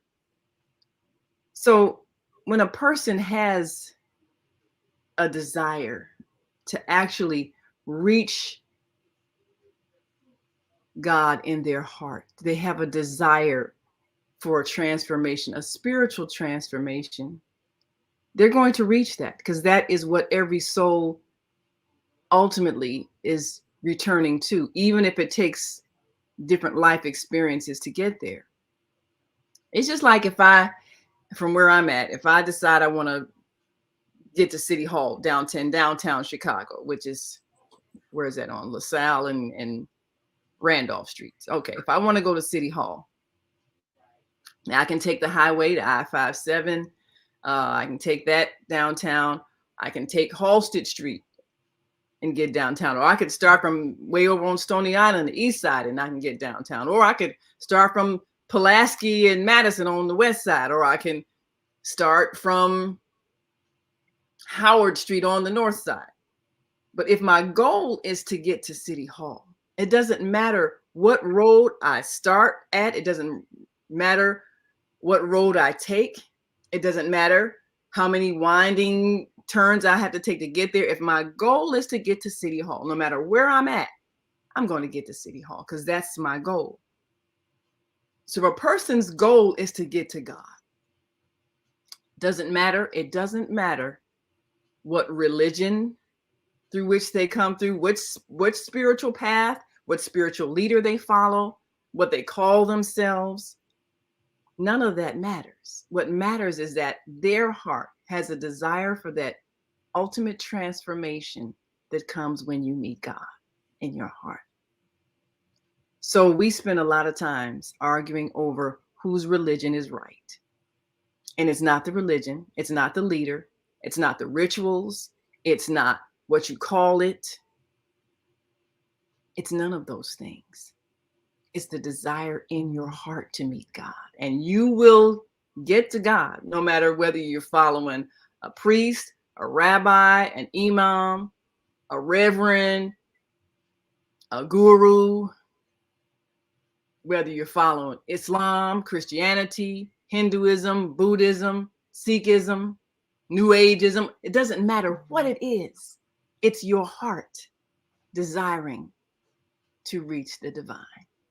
And you will find what you're seeking because every road will take you there if that is your intended destination. So if we are focusing on what someone is calling themselves or who they're following or what rituals they're practicing or not practicing, we miss the point.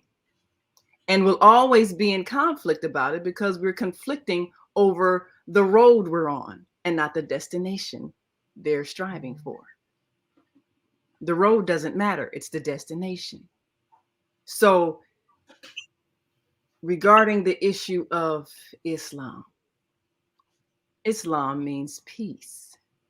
It means peace. So are you reflecting peace in your treatment of others and in the deportment of yourself?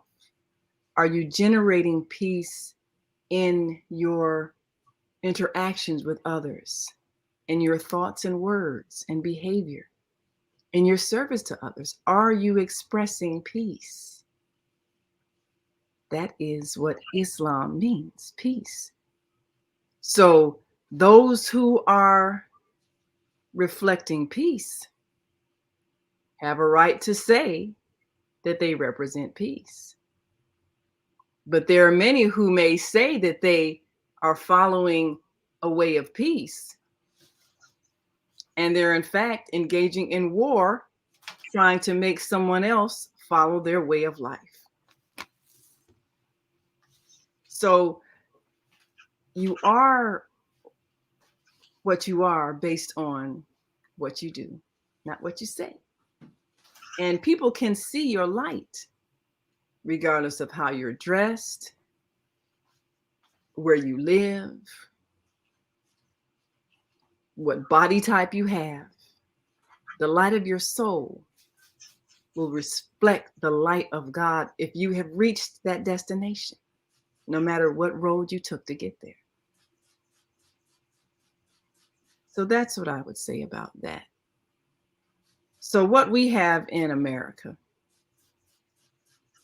we are also going through that same cycle of rise and fall that every other nation has gone through because of what's in the hearts of the people.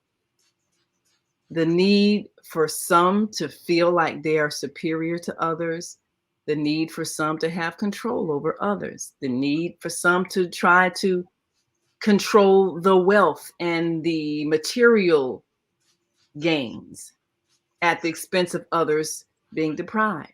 So that creates the conflict that we all are experiencing in this nation.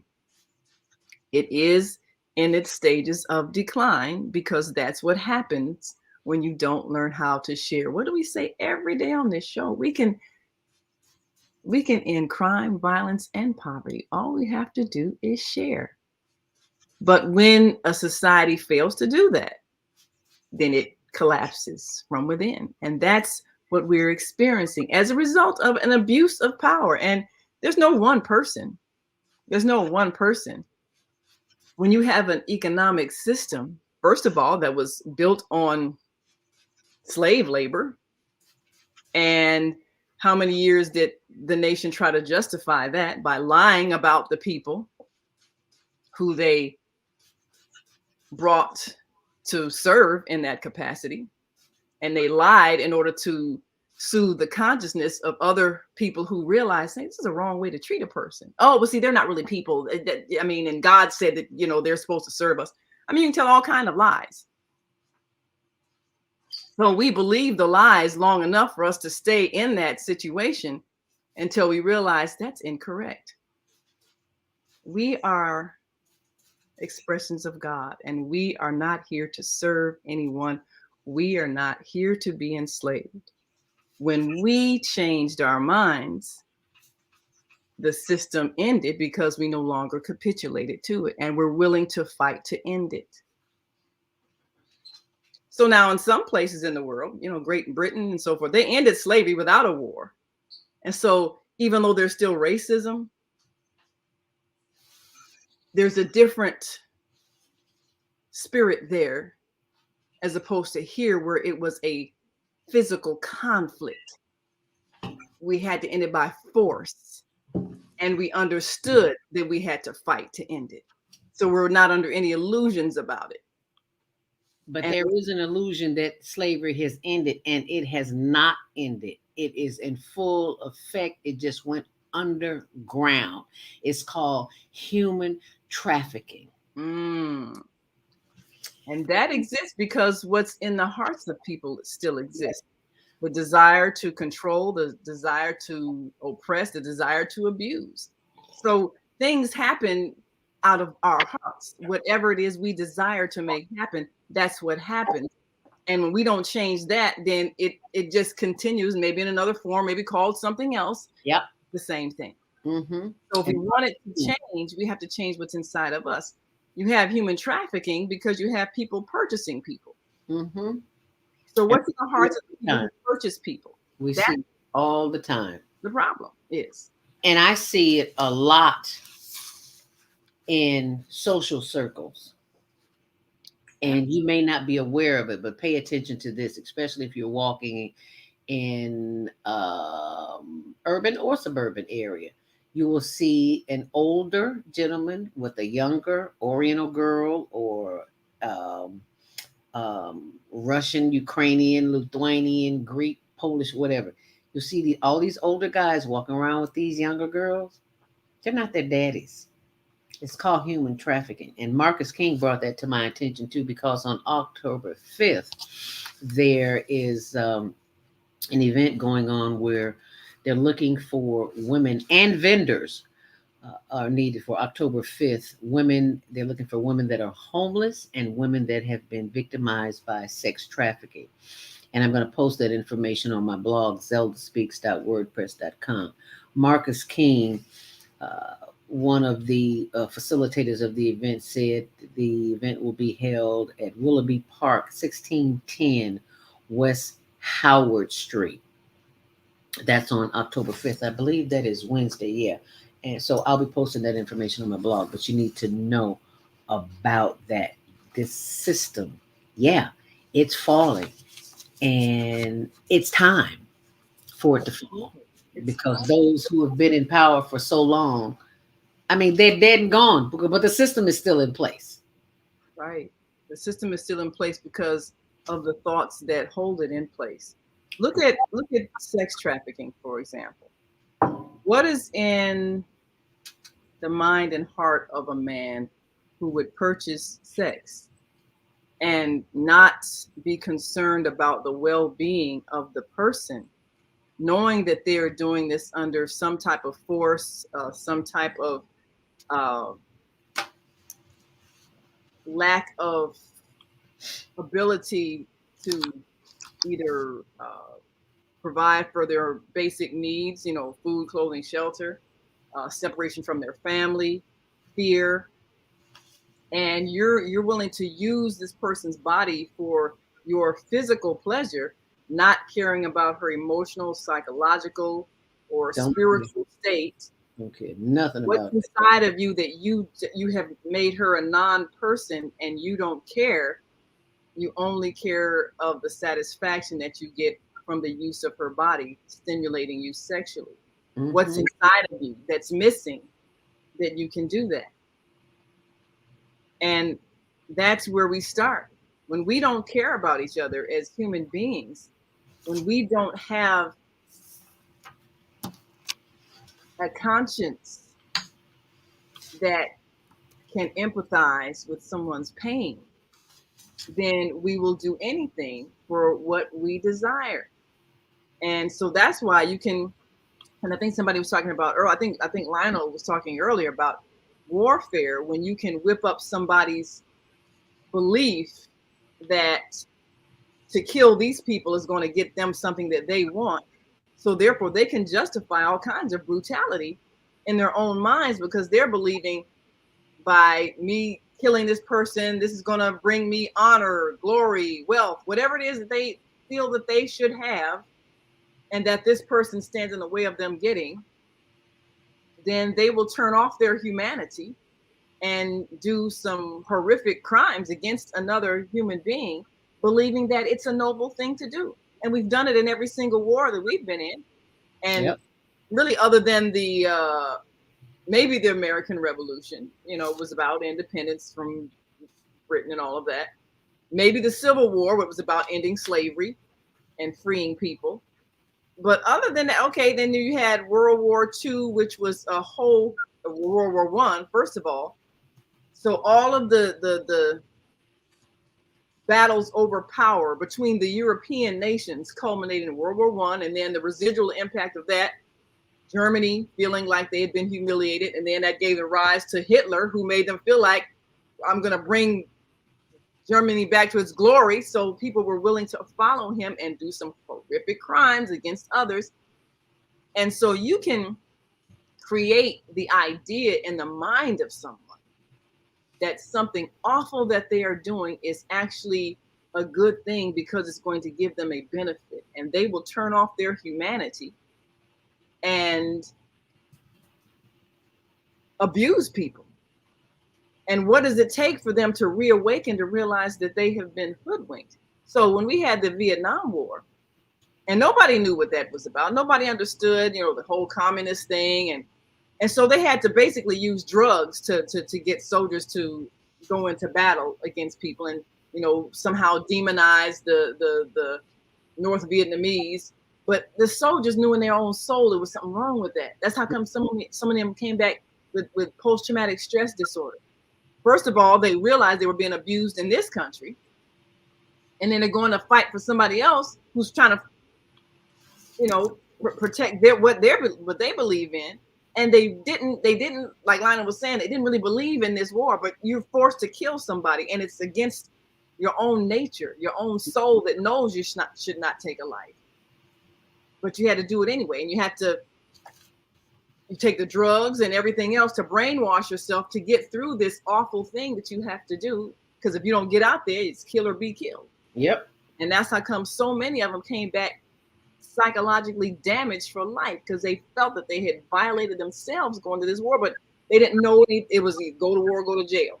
If you can't escape to Canada, those are the choices you have. So every war that we have fought should have taught us something. And the lesson is, you don't want to go to war. You want to settle things peacefully. Like Maika was saying about, you have to have two parties that agree. Right. to resolve the conflict. If you don't have both parties realizing that war, conflict, fighting is not going to bring any benefit, then somebody's going to want to keep fighting. So both people have to be brought to the mindset that I cannot get what I want through force, through hurting someone else. I cannot. The only way that this can be resolved is that if everyone's needs are met and everyone is at peace. War doesn't bring peace. It brings anger and a desire for vengeance.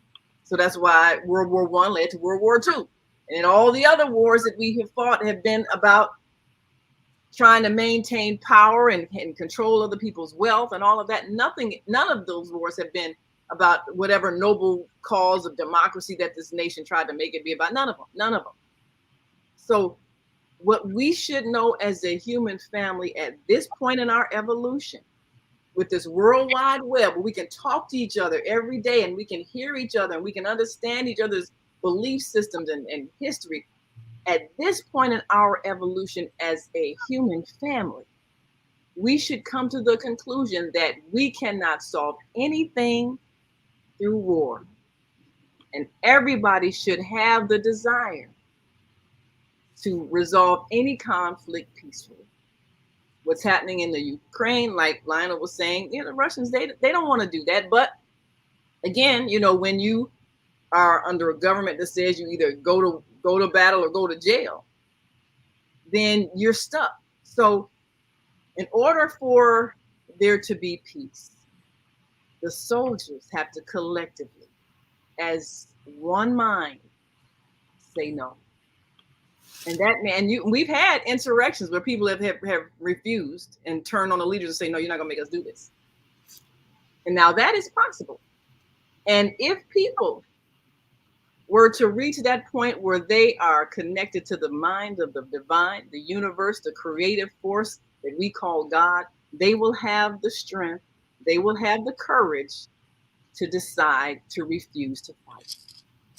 And if it happens on both sides, that war ends. And it can happen at any point. It can happen. So if we put that thought out there, we can help make it happen. Because thought is energy. And we have the power to stop violence with the power of our thoughts. Prayer is simply a connection, a conversation with the divine. But as we know, when we meditate, that's our listening to the answer coming from the divine. So we can choose to end every single conflict all over the world if we help people in their own heart, mind, and soul reach God. And it doesn't matter what path they follow. It doesn't matter what road they start at. It doesn't matter where they are. If their goal, if their destination is to reach God, they will reach. It doesn't matter who their leader is. What guru, what priest, what rabbi, what pastor, if in their hearts they want to reach God where there is peace, they can reach it. And once they reach that destination, they will have the courage to choose to stop fighting and choose to collectively say, no, we won't go. And there will be no war because the soldiers have decided it ends now. This war stops now. Because those who have decided that there is going to be war, trust and believe they are not going out there to do the war. Right. Now, they ain't going out there fighting. No. That's why they whip up your sentiments. Oh, no, y'all killed on it. Yeah, right. They ain't going. Yep. Not going at all. And I see the switchboard is lit up. We need to take some calls. Baba Kwame Sunhorse is on the line. 706-202 Grand Rising. Baba Kwame Sunhorse, thank you so much for joining us this morning. Go right ahead. Grand Rising and assalamu alaikum to Sister Naima. Wa alaikum salam. Topic, I came in at the tail end of it, but allowing you to share what's in your heart has made it very viewable of what the topic was about, and slavery and war. And the thing that I look at is, have you ever seen an animal war? in nature. Have you ever seen animals go against each other to take over territory? Well, I have seen lions and hyenas do battle. Yeah, they had some wars. Yeah, they battle, but they battle not for territory. They don't fight. They're fighting to the hyenas are trying to take something that doesn't belong to them. That part, but what we're looking at in the nature's world, you don't see the battle that humans, and we're supposed to be the stewards of nature. Right. And what we are looking at, we've come away from it. That's because we're out of order. And in man, looking at what slavery has ended, it's one part of it. When we use that word constantly, it's slavery. When you have wars, you have captives. And those captives have the choice to either be submissive and be servant to the people that conquered them, or join that nation and become a part of it and look at how we can work this out together. We're seeing what we call chattel slavery, the essence of what happened here in this country, the worst of it, because there were 5 other or 6 other slave captive trades, and the Arabs were the ones that began across Africa. You had the Sahara, Trans-Sahara, the Ottoman, you had the East African, until we got to the part of the Atlantic slave trade, which was the most horrendous of what was done here on this continent and in the Western Hemisphere. So the thing that we're defining is that who were the perpetrators and the enforcers of these captivities, and what are their mindset? And I think this program started with going back to Rome. You have to look at the viciousness of Rome, and that the word boy comes from that was the name for a slave. You were boy or girl, that was your name. You were a slave, that's how you were titled.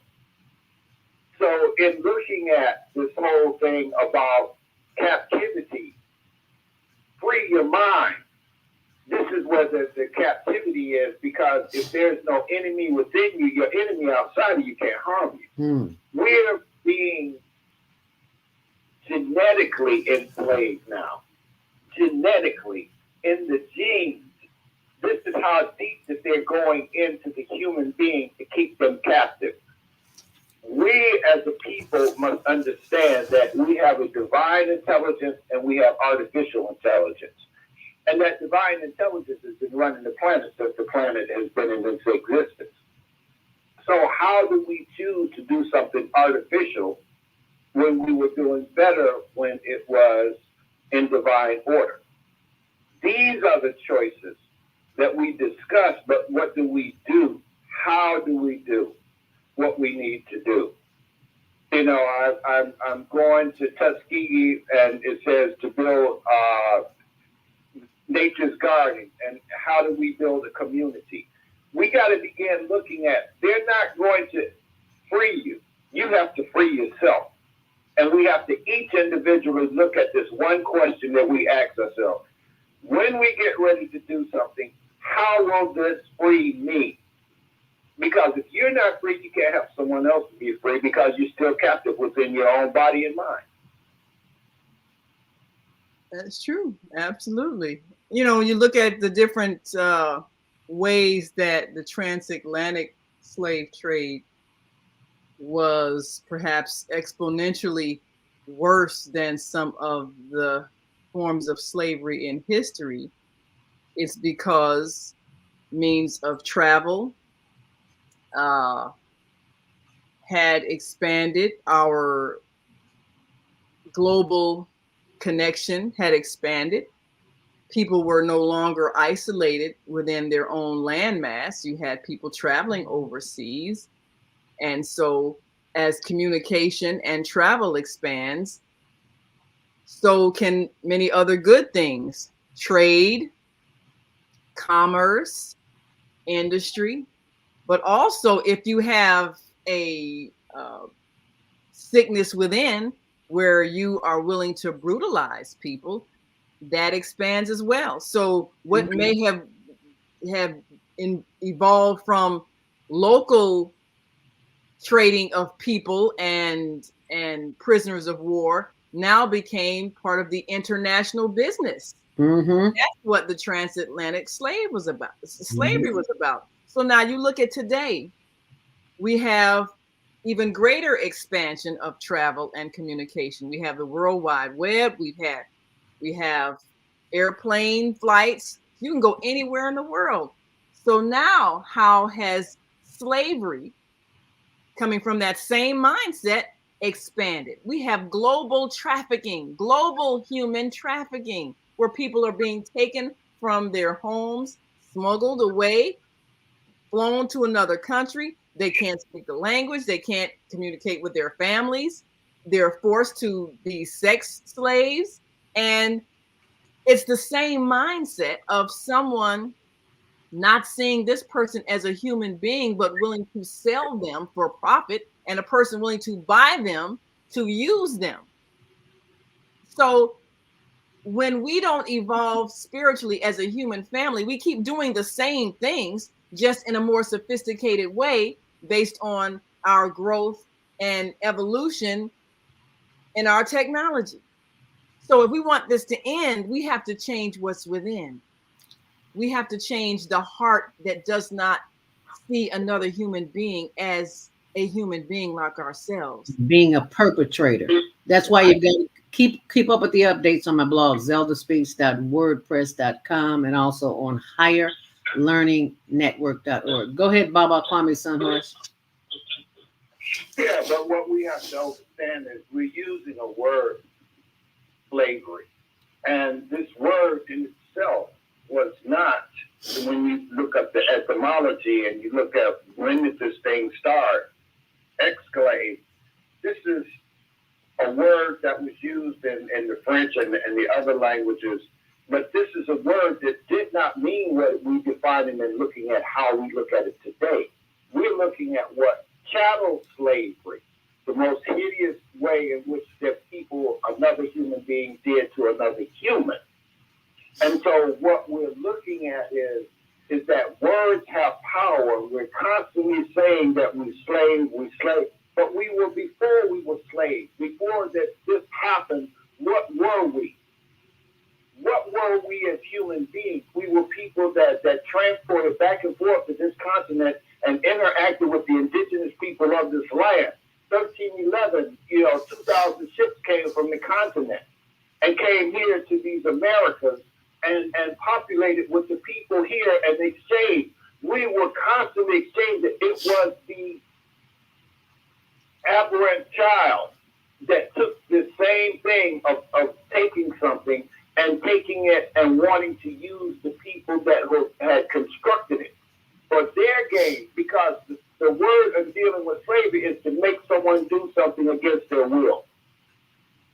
That's what power is. Power is to be able to define someone's reality and to make them believe that which is not their own. Mm-hmm. That's enslavement.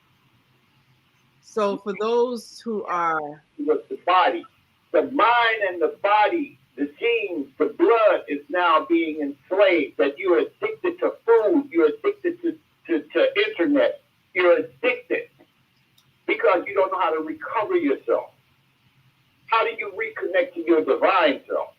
Those are the parts we look at freedom. So, this morning when I did the 5:55 morning message, and I was quoting Anita Moorjani, who, best-selling author. She had a near-death experience, and she came from a culture, women were subjugated, and she grew up in Hong Kong, and as an Indian woman, she was discriminated against, she was bullied as a child, and all of that. So of course that shaped her personality and self-image.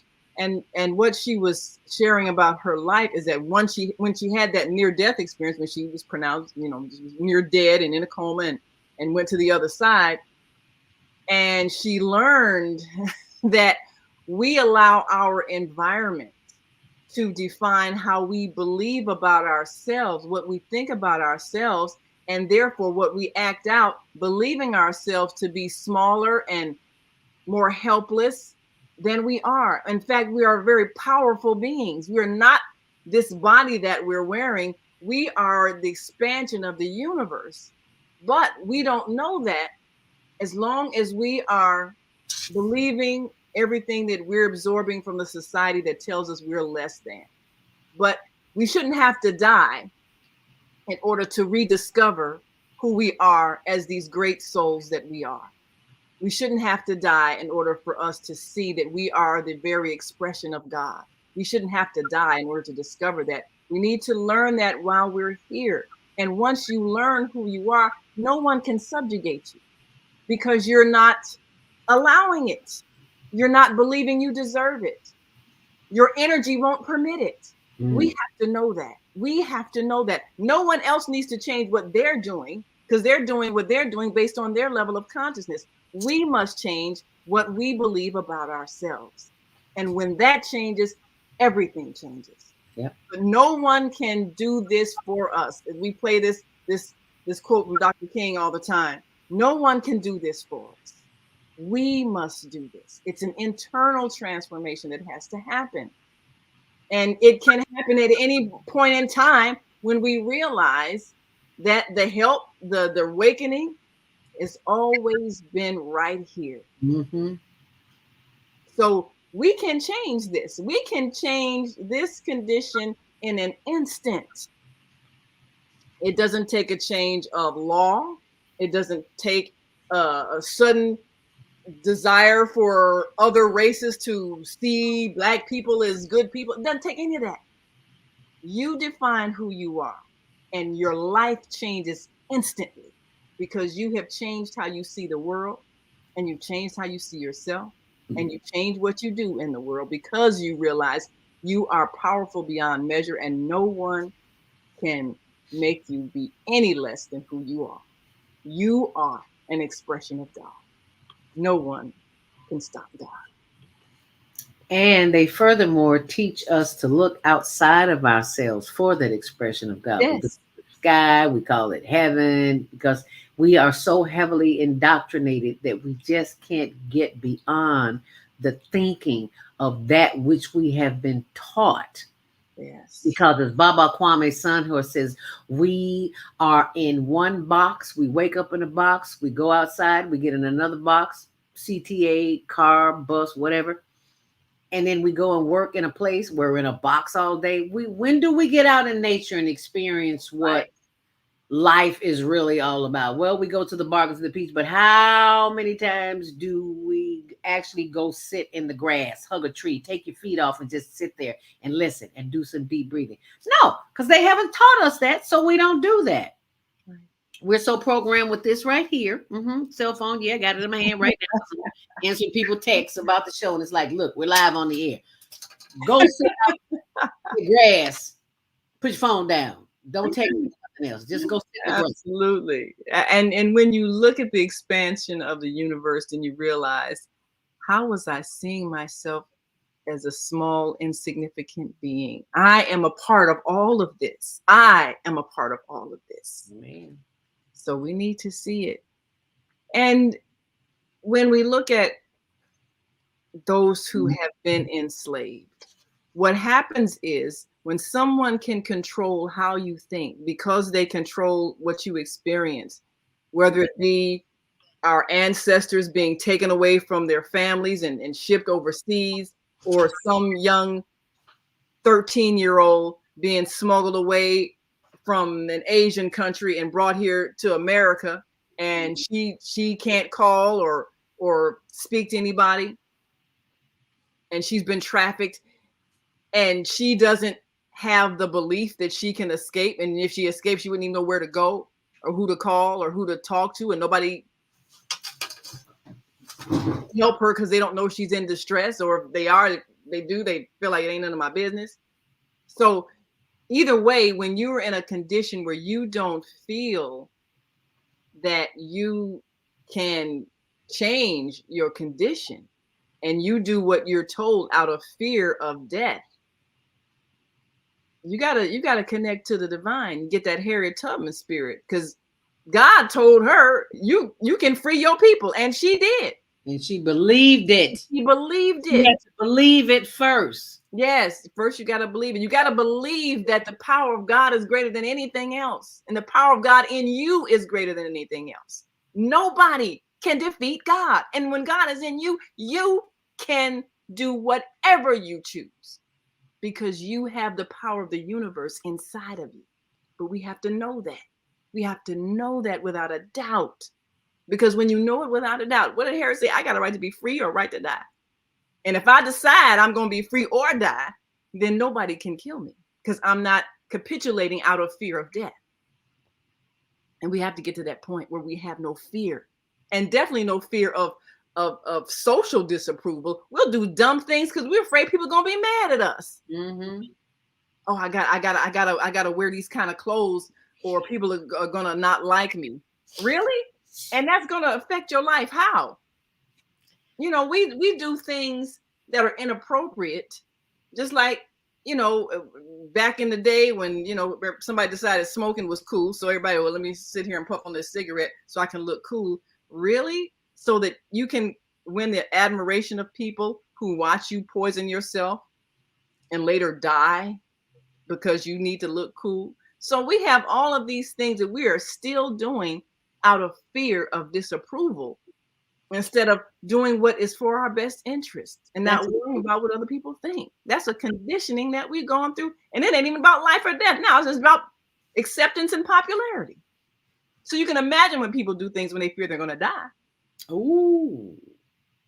That's what I love being about a senior citizen. I've gotten to the point where I really, what other people say about me, this is not my business. You're going through your own thing. So why should I take into consideration what you have to say about me? Because 9 times out of 10, what you say about me is a reflection of what you're thinking about yourself.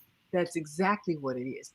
And you know, my husband used to say this all the time, that when you turn 60, something inside your mind changes. It clicks, yeah, something. Like, I don't care what you think about me. Who are you? You know, you can't change who I am. You can't undo anything I've done to this point.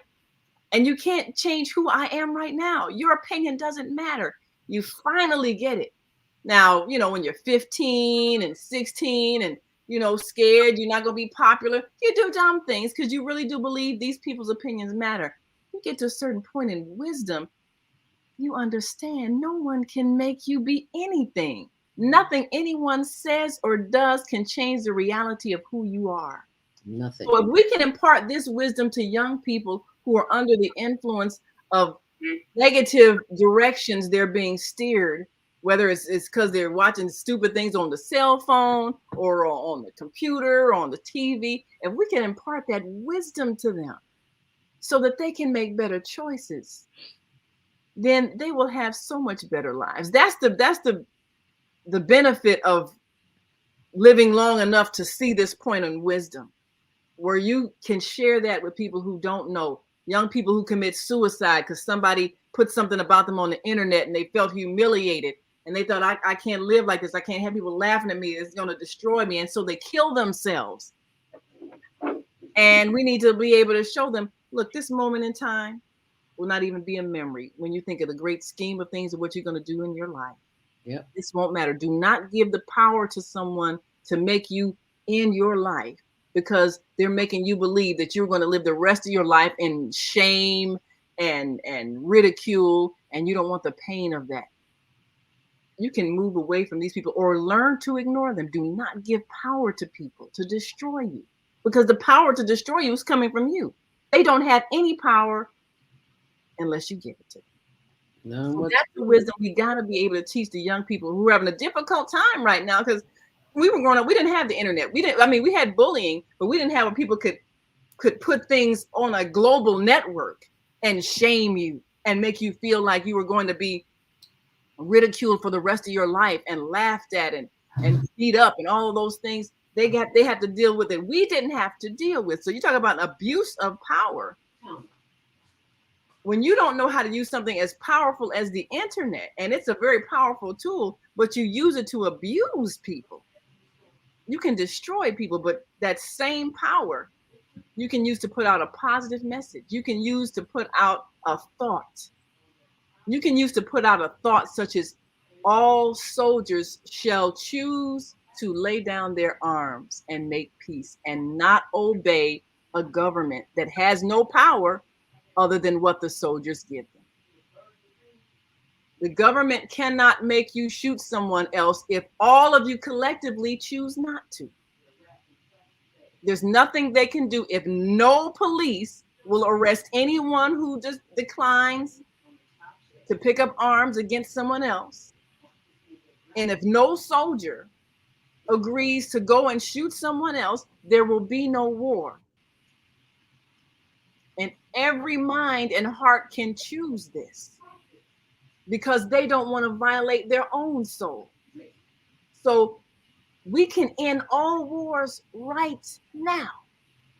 It's the heart that has to come to the realization that they are being misguided and manipulated to destroy their fellow brother and sister for reasons that have nothing to do with their own well-being. So we can put out a collective thought on this very powerful tool that connects the whole world. And the power of that thought can change the reality that we create. We can do that right now. And we have the power to do that everywhere we are. So the same devices that are used to traffic human beings and seduce people and deceive people and kidnap people, those same devices can be used to put out a spiritual message that touches the heart, transforms the mind, and ends all conflict between nations. That same power. And all of us have it. All it takes one. Just like you can have one match that lights one stick and it catches fire throughout a whole forest. Anybody can be that match that lights the fire. And that fire can catch on. Because at this point, with all the wars that we have seen and all the bloodshed and suffering, that's not fun, is it? So is there any glory in that? No. Look at all the veterans that have come back in wheelchairs with no legs. Do they think they feel like they're living in glory? No. So we have learned at this point in our evolution as a human family, we have learned that war does not solve anything. All it does is bring pain. And we can choose as the collective body to stop the pain, stop the violence, stop the war, stop the suffering, stop the conflict. We can choose that. And if we collectively choose it, it will happen. Because no one can make you do anything against your will. They really can't. And when you believe they can, that's when you are a slave.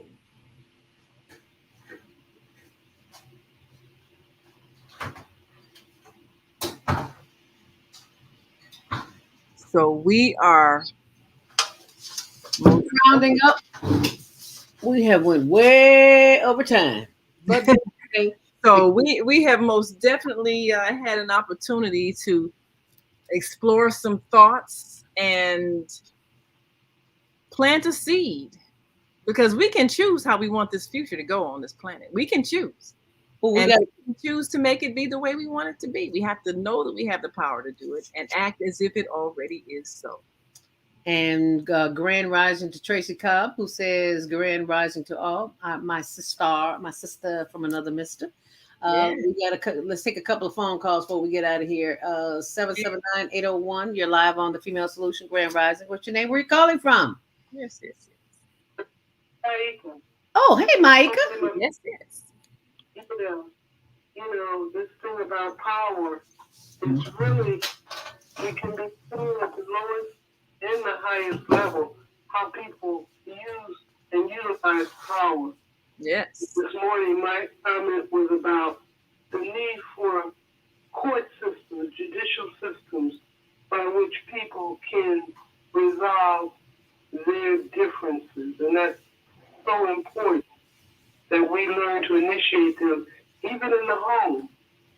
Children need to learn that. And, you know, then children need to learn how to vote. And we need to have court systems within the home so that when a problem comes up, they can learn what jurisprudence is. If these things aren't taught early in life, then people tend not to think about them later on. I had posted once recently on Facebook asking the question, do we need to have a Department of Peace in every country in the world? Wow. Very few people responded because the consciousness of peace is so low, I think. People don't even think in terms of how do we establish peaceful relations among nations. But here in the United States, Indiana doesn't go to war with Illinois. Right. If there's a problem, we go to court. And that's what we need in the world, at the world level. We need a world court system. Wow. And we have to develop consciousness to bring something like that into being. I love that. War is about becoming conscious of peace. And that peace begins within. Oh, you know what I just thought about, Maika? Go ahead, dear. I just thought about what one of our callers, listeners, viewers said. Tracy, she said, war is big business. There's no business in peace. So there's a thought for you. Well, there's a belief that there's no. Because he was advocating peace in the world, Mm-hmm. and the people who sell guns and weapons and oil and whatever else they sell to foster the war, that was an insult to them. You know, like you can really take away our money, our billions. Yeah. So we have to find ways to make peace sustainable. Yeah. Or profitable. Yeah. So we do have to do that. That's true. Thank y'all. Y'all have a great day. Thank you, Maika. Greatly appreciate Department of Peace. Well, now, what is that biblical verse about? Beat your swords into plowshares and your well, basically, it's use the same metals that you're using to kill, use it to produce food. Build farm equipment. I mean, we all got to eat. There really is benefit in peace. There really is profit in peace. We just have to see it, and we have to know that we can create it. And we've been given for those who've been looking at the biblical scriptures as a guideline, we've been given the formula. You can convert a war economy to a peace economy. Focus on what everyone needs. Food. You need to build housing. You need to grow crops. You need to do all these things for life to flourish. When life flourishes, there's no need for war. And everybody's flourishing. So you really don't need to benefit financially from weapons of war. If we understood that, then we would create that. And as soon as we understand it, we will create that. So the departments of justice all over the world, every state has a Department of Justice in every country, that could become the Department of Peace. Because the purpose of it would be, how do we restore peace? How do we resolve conflicts in a way that is peaceful and everyone gets what they need? That would be the intention, as opposed to how can we throw somebody in jail so we can make some more money?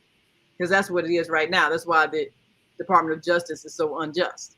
Mm-hmm. But if our intention became peace, then all of our actions would be toward restoring or creating peace, as opposed to profiting off of conflict. And we can do that. Everything starts with changing what's in the heart. If you change your intention, then everything you do will change. So all we got to do, and it's simple, but we think it's more complicated than it is. At the core of who we are is the force of God, the power of God, the consciousness of God, at the core of who everyone is. If you can help them find it, then they will be transformed. What we end up doing, everybody who's had some type of a spiritual awakening, they think, well, if I can just make this person follow my religion, then they'll be a better person. You don't have to try to force anybody to follow your religion. Just help them reconnect to God. And it doesn't matter which religion they choose to do it through.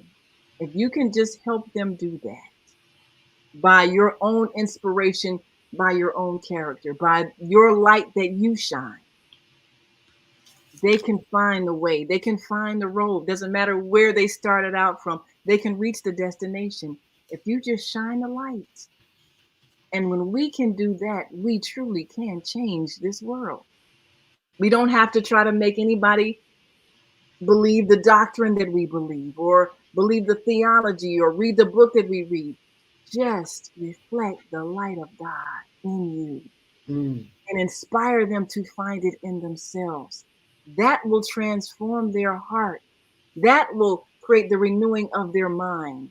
That will lead them down the right path, so that the things that they do will be based in love and not greed or lust for power. Help them become the transformed being that they have the power to become. All of us can do that. We just have to know it's possible and then act as if it's already done.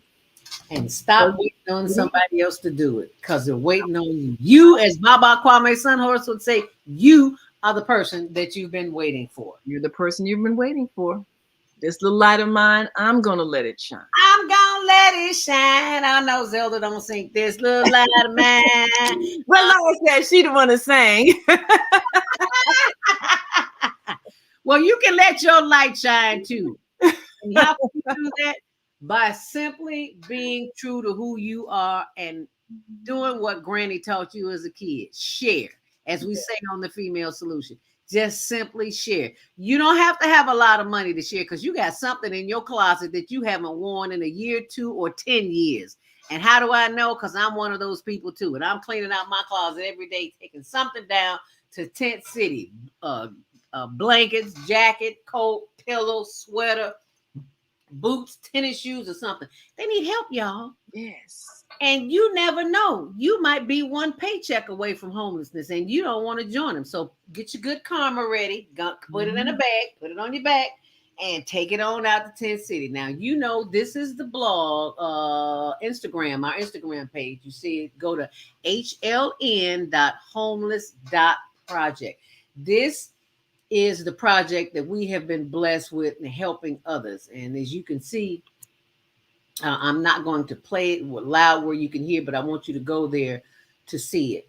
We go there every week, every Thursday. We volunteer at the European American Association.org, and they give us food to take the homeless. And so we're just asking for money for tents, because as you can see, it is getting cold outside and they need to keep warm.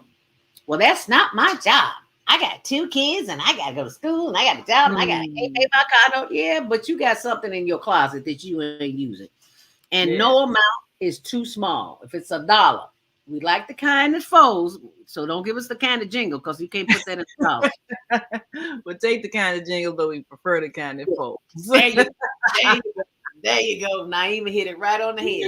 So, higherlearningnetwork.org. And you will see the opportunity for you to send $1 up. Okay, you can send $1, you can send $100, you can send $1,000. Yes, sir. Go right ahead, Baba Kwame Sunhorse. Oh, we got about a minute before they cut us off. You got a minute before they cut us off. Go right ahead. I just said you got 99 cents. You had a penny. You got $1. Yes, sir. There you go. Oh, give me 99 pennies, and I'll have the penny. We'll make it $1. How about that? We'll add a penny for every one of your 99 pennies. There we go. Thank you so very much. From the words from Baba Kwame Sunhorse, thank you so very much. We appreciate you. We'll see you back here tomorrow. Self-care, Jody Susan. And we say to you, We've come to the end of our show today, but you can hear every show in the archives at www.blogtalkradio.com/the-female-solution. You can also hear today's show on the Female Solution Facebook page. Go to www.facebook.com/the-female-solution. Leave your comments about today's show. You can always reach me on my website at www.naimalatif.com. That's www.naimalatif.com. Watch our TV shows, listen to our radio shows, order our books, and be sure to get your copy of the book, The Female Solution. On behalf of our team of radio hosts, I'd like to thank all of you who participated in today's discussion. And to our global family listening from all around the world, we say thank you. To our family in China, Sheshe. India, Zanzibar. Japan, Arigato. Korea, Kamsahamnida. Russia, Spasiba. Germany, okay. Poland, Dziękuję. France, merci. Spain, gracias. Italy, grazie. Egypt, shukran. Ghana, Madagascar, Nigeria, Eshe, South Africa, Gabon, Senegal, Geret, Kenya, Asante, Israel, Toda, Pakistan, Shukriya, Afghanistan, Tashakur, Saudi Arabia, Shukran. Assalam alaikum wa rahmatullahi wa barakatuh. Thank you. May peace be upon you and the mercy of God and God's blessings. And remember to mark your calendar this Saturday, the gas and grocery giveaway with Dr. Willie Wilson. If you are not on his list of subscribers, please go to facebook.com, Dr. Willie Wilson, Dr. Willie Wilson.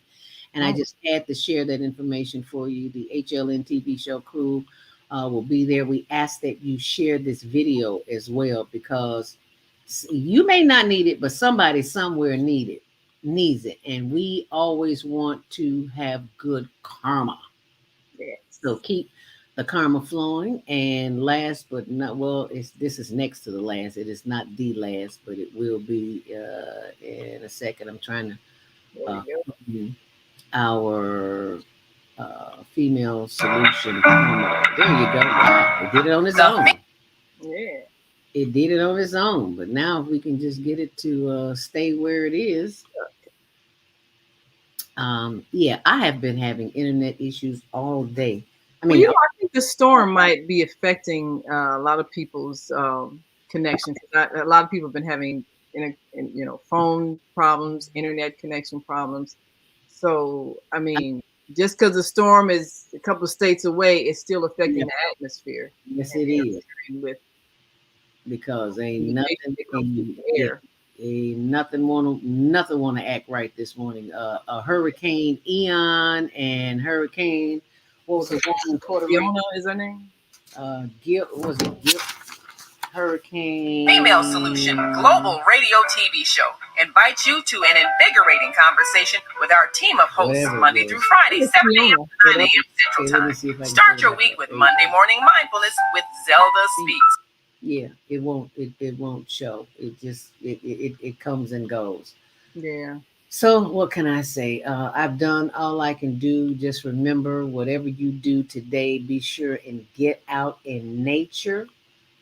I am about to go have my Monday morning walk because an 88-year-old woman told me, said, a body in motion stays in motion. Tuesdays, self-care with Jody Susan. Wednesdays, repairing broken families with Naima Latif and co-host Kareem Hamid. Thursdays, soulful solutions with Dr. Debbie Green. And Fridays, with Beata. Saturdays, tune in 12 noon to 2 p.m. Central Time. First Saturday, success strategies with Jana.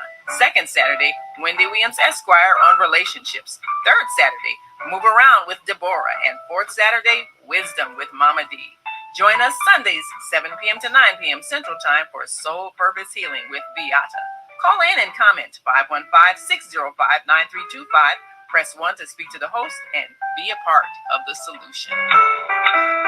And if that's not enough to make your day better, here is the final one. If you are feeling yourself stressed out and you I put up the female solution promo too, Naima.